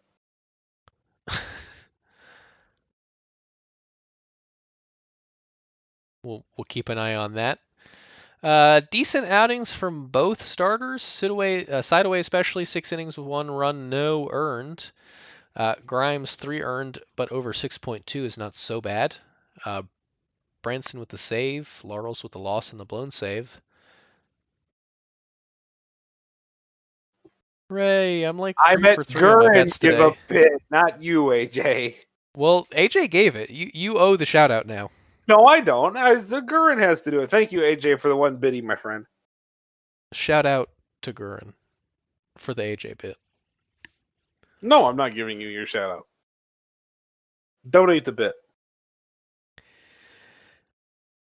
Well, as Mike alluded to, it didn't end up 17-0. It ended up 17-4. So that's something. Louisville 4 for 6 for Myth, 4 for 5 for O'Houlihan. Hits up and down the lineup, more multi-hit games than not. In fact, they seem to have about half their team with 3 or more hits. Maybe not. Maybe there's just 3, 4, 4. On the Kingston side, 2 RBIs from Harry Stocks, 2 for 4 for Gelati. That's exciting. Louisville using 3 pitchers. Sly, the only one giving up any runs, giving up 4 total. Prasifka, 0 earned runs, 0 runs over 5.1. Meanwhile, for Kingston, it's going to be Master with the loss, 1.1 inning. He gave up 9 runs to start the game off. Hey, that's good. And That's throwing guy giving up 4, but he did get an out. So, silver lining. Muckers O'Houlihan, player of the game, he sets the Louisville Lemur regular season game record for runs with 4. Congratulations. You know, Danny, when you Muckers lose O'Houlihan. 17-4 after you lose 17-7, I'm not really sure that there is a silver lining. I'm going to be honest. The teams had fun. That is such an expansion GM answer. We'll get back to that. Sinister says they lost 16-2 right before that, so that's 50 runs in 3 games. I don't think you're having a lot of fun. Oh yeah, Talk about your Hepcats walk off. Tell us about 2-9. it. Let's Tell us go. about it. Roto Rush with the mustache. 2-run walk-off bomb versus LaCroix. Thanks, Alpha. 2 hits for Canada. Canada for MVP, by the way. That's 35 RBIs, and, well, now it's 40 games, so it wasn't as cool as it was at one point. Bautista had 2 hits. Thought he wasn't supposed to be able to hit. He can't play defense and he can hit, which is literally the exact opposite of what it was supposed to be. Edwards, Krustis, and Parmley each had 2 hits. Looking at those potentials. Yeah, Shoe. You want to go fight about it? Brady, 7 innings, 2 earned. That's a good game for that young man. Barney Turbo, 2 hits. Sanchez, 5 innings, no earned runs. Wheatfall, 2 innings, 2 earned. Love to see it. For the mustache. Well, you know what, Gerwin? I'm trying to call some baseball and not listen to a Wheelers homer in my chat. So thank you. I love going to baseball games where the pitcher goes 7 innings, gives up 10 hits. 10 hits and only 2 and only 2, like, those are my favorite starts to watch because, like, at the end of every inning, I'm frustrated, but then I look up at the scoreboard and I'm like, wait, we're winning. Dustin Parm, thank you very much. 5 gift subs. Thank you. Danny, flash the bear. Oh, Danny is flashing the bear. I gotta pull up OBS again. The Don't bear. Flash yourself bear. Flash the bear. This bear is for Jeremy. This bear is for Brian the lady. Oh, I was like. This bear is for Bait Ball. This bear is for Kidding Soda. and this bear is for Shane Green. You said that very Welcome, sensually, and I'm new uncomfortable subs. now. Hey, it's getting to be after dark. We're getting towards PBE after dark. It's 8 o'clock. Thank you, Barm. Thank you, sir. Flash the bear for AJ. He donated a biddy. There's a We bear didn't for flash the AJ. bear. Okay. There it is. Rotor Rush with mustache, player of the game. Yep. That's MVP candidate, Rotor Rush with a mustache, if I'm not mistaken. Yep. He's been pretty good. I said MVP Kaneda and then I did the math wrong. At one point, Junie had like an RBI and a half per game played, which is really cool. Jose Abreu won an MVP doing that. The Dillos beat the Bears. You'll love to see it. 5-3. I think the Dillos are undefeated this sim. I'm right. 25-15 now. They're doing good. I'll tell you that much. They're doing good. Hickams 2 RBIs. Campbell, that's at Dirty Don Dylan, who didn't want to come back to Kansas City. 3 RBIs. Dot Jose. Does the guy not have a first name? No. DH. Jose and Fabian both only have the name Jose and Fabian. Fabian. God. Jose, 2 RBIs. There's a guy I like to watch on YouTube whose little catchphrase is "Get a dictionary." And I think Danny, you need to get a dictionary. All right, let's head down to the pitching. 6-1 LGM. 6-1. Okay. Oh, wait a minute. I'm on Twitch, not on Discord. No wonder the pitching hasn't shown up yet. Oil Can Boyd, 4 2/3, 3 earned. Huff, 7 innings, 3 earned. Freddie Huff, your player of the game. Kind of forgot I was doing box scores. Why am I doing these again? I just thought you might like to do the Kansas City one, and you just kept going, so I just let you do it. Okay. 7-1 Chicago. Hey, wait a minute. I'm doing work. No, I'm kidding. 7-1 Chicago over Anchorage. Yeah, so I almost. That's my cue to take over, I think. Diamondo, 3 hits in 4 tries. I just got up and almost destroyed my computer and everything sitting on my table. Oh, Chicago doing about as much damage as Mike is to his desk with hits up and down the lineup, putting up those 7 runs. We have fun in the booth. Yeah, I destroy things. Musha subscribed. Good God. Thank you, Musha. Danny, flash the bear. This bear's for Musha. This bear's for Musha. Velasquez gets the loss, 4 innings pitched, 5 earned runs. Lanzador getting the win, 6 innings, gave up not a dang thing. And Yosoi Lanzador will be our player of the game. That was an accident I did. No LGM. Jose Ramirez did nothing until the final month of the season. No. We just did that one. So that's it for the minors. We do have some majors box scores to go through. Do we really? We really do. 9-2 Supernovas. Yeah. Looking at the hit columns, we can ignore New Orleans. They had just 1 hit Ks, maybe the 2 RBIs we'll talk about of Bonanza. On to Sarasota. It's got to be Bridget Westfall with the 3-for-4 RBI outing. Yeah, you can call that player of the game. Probably. Yeah. Villagetti getting the loss, 6 innings, gave up 4. Baxter the win, 6.22 earned, and McQuack with the save. Kendrick Baxter, player of the game. Now that I've picked up the Tervis and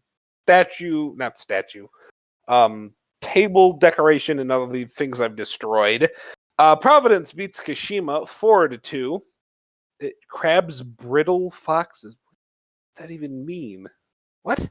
How does brittle work in this context? Latoris, 2 RBIs, 1 RBI apiece for Dowden. Druckenberg, Cladera, 1 RBI, Stud, 1 RBI, and let's go down to the pitching. Tachibana, 5 2/3, 2 earned.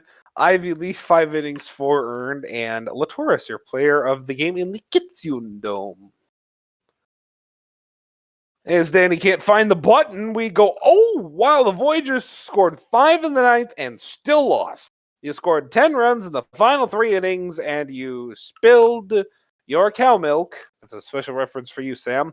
All over the place and still lost. 11-10, your final. Iridian, 3 hits and 4 RBIs, 2 hits and 3 for Pluto.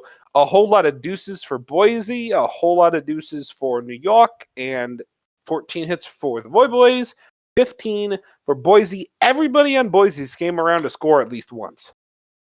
And that was the difference. In the game, Jake Daly, 7 1/3, 3 earned. Wait a minute. Yeah. Who's Matt? LeBlanc blew up. 5. Oh, okay. LeBlanc did blow up, but I was wondering where the other, I don't know, seemed like there were more runs than that. Should have been a little bit more gruesome, but that's 3 earned. There's 1 unearned, and then Law had an unearned as well, so I guess it's a little bit closer. Tokiyami, 3 1/3, 6 earned. Iridian is your player of the game.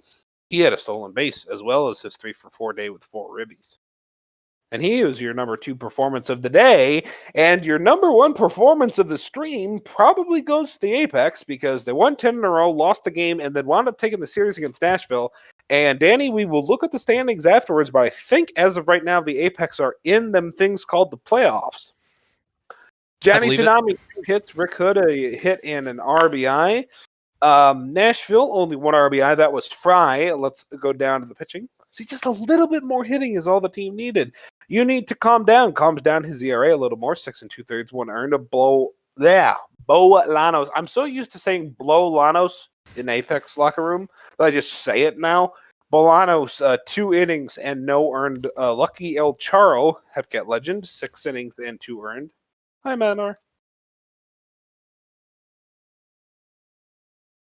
Oh, you need player of the game. It's like, why are you sitting here? What are you doing? Do your job. I was gonna let you do it. You got it. DVS beats Vancouver, who didn't have the best sim in the world. 7-3 is the final here. Fulman, Cologne, and Alderson, Hepcat legend and Hall of Famer. 2, 3, and 2 RBIs respectively. Sam Andrews ends the night with 1 hit in 4 at-bats. Down to the pitching, we wander. And Takahashi, 5 1/3, 4 earned. Green, 7 innings, 3 earned. Shane Green, your player of the game, in front of 200 people because Vancouver is still suffering from a blizzard. OBX beats the Sloths, so San Antone, 1 game over 500 now. 3-2 is your win here. Klaus Bergen Cannon has 2 RBIs. Now, one of those is because of a 6th inning solo homer off of Rayner. 2 hits from San Antonio and 1 ribby. Down to the pitching. Only 3 hits, 2 of them off of Funk, 1 of them off of Jose 43. That duo gets it done. Jose 43 ERA is a stupidly low 1.15. Rayner, 6 innings and 2 innings for Dugan Ray's Funk, your player of the game, in front of nearly nobody. Detroit and Cancun, I almost said Vancouver for no reason. Detroit spots some offense, 10 hits, but it can only get 5 runs. Oh, that's a darn shame. We got to resim the whole thing. Danny B had 2 hits. Batting .237. What a shame. 5-0 your win here. Mo Willis, 2 RBIs. Joey Burrow hit a home run. Now, Joey Burrow, with 2 home runs on the year, he has more home runs than the person his player is named after has working knees. Anthony Bauer, 2 for 4. Spin rate, 6 2/3, no earned. Vaughn gets the save. Lemon, 5 1/3, 4 earned. Striker, spin rate is your player of the game. And this is why Detroit's finding success this season. Success this season. 3.02 ERA from the starter, 2.31 in the pen, 2.82 in the pen. We didn't even have Tim Galvin out, who's probably the best guy out of the pen. Detroit has pitching. Yes, and they do. But do they have hitting? The answer is no. I heard we wanted some standings. Let's check them out. Yeah, I wanted the standings, and India's in the playoffs. All right. The hell is frozen over. OBX sits atop the East, followed by the Rougarous and the Apex. India's 1 game out. No, we're not. What? How are we 1 game out? We're third. You're 1 game back. Oh. I thought it was 3 in each division. Nope. It's, I think, just the top in each division and then the next 4. Oh, poo. All right, well, fine. 1 game out. I'll take it. Who's right above you? I can't read that. What does that say? It says that the Detroit Demons are about ready to crash back down to earth and win 40 games again. The Vandals will probably crash down to Earth too, so we'll still make the playoffs. It's fine. It's not like the Sloths are probably going to win 40 of their next 50 or anything. Yeah, for real. Standings in the East, OBX on top with New Orleans and then Indy, followed by Sarasota, New York, Cancun, and Providence. Literally, absolutely every single one of my TPEs from the Eastern Division predictions out the freaking window. I'm going to stop doing these. I'm literally not filling it out anymore. Western Division, Nashville, Death Valley, Vancouver, Detroit, San Antonio, Boise, Kashima. Guess what? Literally every single one of those is not right. If the season ended, I would get legitimately zero. No, I get one. Kashima, I get one TPE. I'm just going to stop. I will say, I did a lot of preseason simming, and the only way the Demons ever made it into the postseason is if 4 teams came from the West. So I'm glad that we're living in this reality right now. I hope it can stick on. But let's head down to the minors. But realistically, the only problem is going to be that, like, for the Demons, it's okay. San Antonio will eventually remember that they're the Sloths again. Yeah.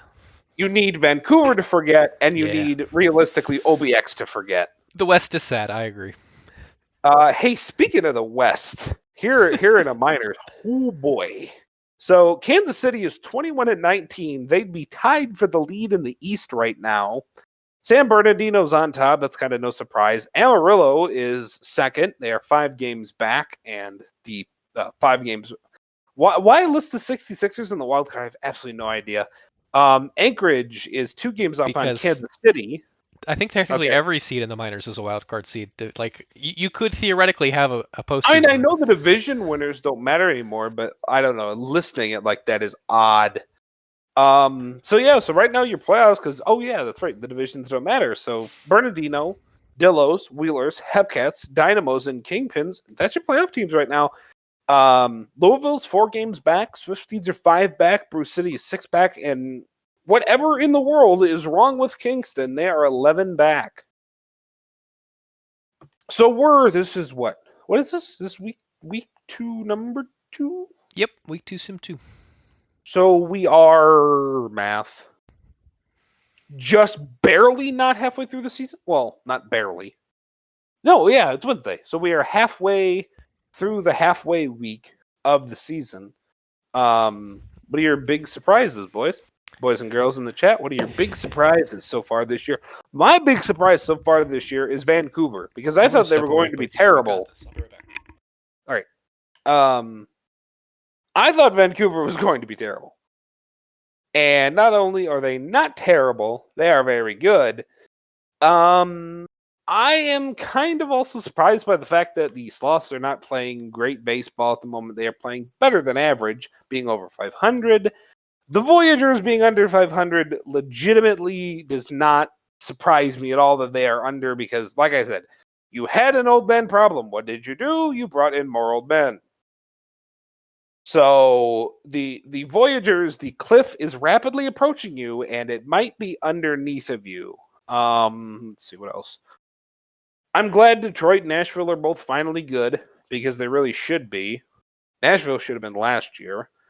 I was right. Boise's window has slammed shut right on their face. In the minors, yeah, I'd agree net. The Lemurs are doing way better than I thought they would. I am stunned at just how bad Kingston is. And I don't mean to keep ragging on them.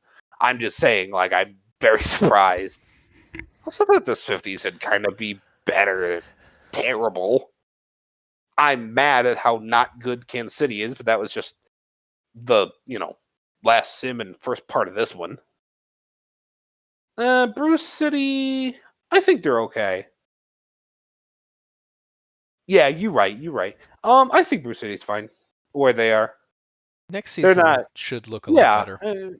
Yeah. And that's the nature of being an expansion team, right? Yeah, that minors peak and valley thing is really a big deal. Yeah. Well, unless you're a CSS, where apparently your peak was like 4 years and your floor is going to be like 4 years for some reason. Beaver's got that team going 4 up, 4 down, 4 up, 4 down, 4 up, 4 down. I did. If you go look at my Spicy Boys, my West predictions, they're net. I did have DVS going down. I had DVS below Nashville. Hummus, you should love Danny more than the rest of us in Shoe because they are an HO. So shouldn't you love them more because they hold the keys to your job? Also, But yes, Hummus and I are like long lost brothers, so. Okay. I'm sure you said most of this already, but I think my big surprise this season is I did not think the Vandals would do as well as they are doing. That was mine too. And yeah, I did not expect Kingston to be doing as bad as they're doing. Mm-mm. The Demons are about where I thought. I thought we'd be a little worse, but only by I a thought game it or would two. be like 3 or 4 games worse, right? I thought, okay, so Detroit's going to hover around 500. They're going to get a little bit above 500, but they're in a meat grinder. So, Right. The West is tough. It's one of the things that might come with expansion is there's a chance we take a look at divisions, move things around to try and make the schedule work out a little easier. So we might see a breakup of the West, or maybe we won't. Hard to say. I don't think too many people would be sad to see the West get moved around. No, I mean, especially considering how unbalanced the league has been. Angry Diesel taking some shots at another Miners team that I think everybody knows exactly who he's talking about. SB.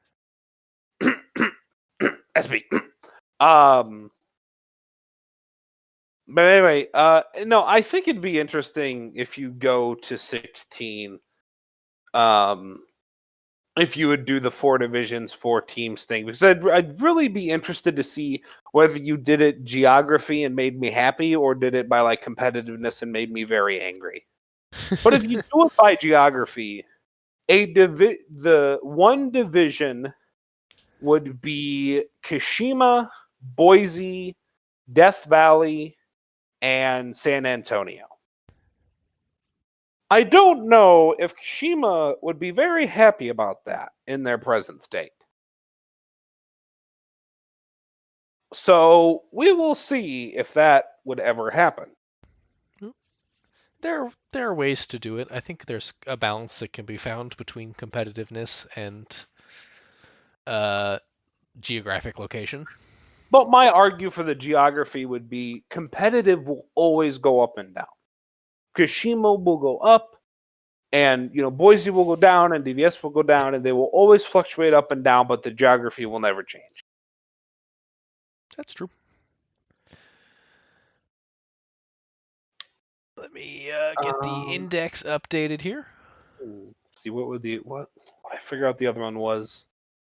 The far eastern division would be New York, Providence, Sarasota, and who else? I had these figured out by geography at one point. Can't remember who the other one is. I said OBX, Providence, New York. Oh no, you know what? No, San Antonio wouldn't be in the West because it'd be Vancouver. It'd be Kashima, Vancouver, DVS, and Boise. So San Antonio would be in the Central then. Look at the numbers, Danny. The numbers. What do they mean? What numbers? Oh, the numbers on the thing? Oh yeah, in front of you. What they mean that the index is uploaded. Yeah. That looks like the right date. That looks like the right team on top of the league. That looks like the right records. It does, so I think we're good here. Yep, I think we are. You have any parting shots, any sign off you want to give? I have a parting shot. Everybody in the minors sucks, but KC. No, I'm kidding. Been fun. Thanks, Danny. I know you're gonna go with some newer, younger youth. You don't want my old crotchety season 21 butt in here anymore. But I'm glad you decided to come back to me, and I am so sad I cannot. We had to do this so early, and because unfortunately I have to work tomorrow. Well, I mean, it is kind of fortunate because money, but oh well. Thanks, Danny. Thanks, buddy. I always enjoy doing this, and I will probably see you next in the World Series. Let's be honest. I do have another stream next week. Maybe you'll be there. Maybe someone else will be. I believe it's Thursday next week. So I look forward to seeing. Oh, that one I will be there no matter what. Mike or whoever is available, or anyone in the chat. I always look forward to streaming. It's one of the most fun parts of the PBE for me. So thank you all for giving me this platform to pretend I'm a baseball announcer, and I can't wait to see you all next week. See you then.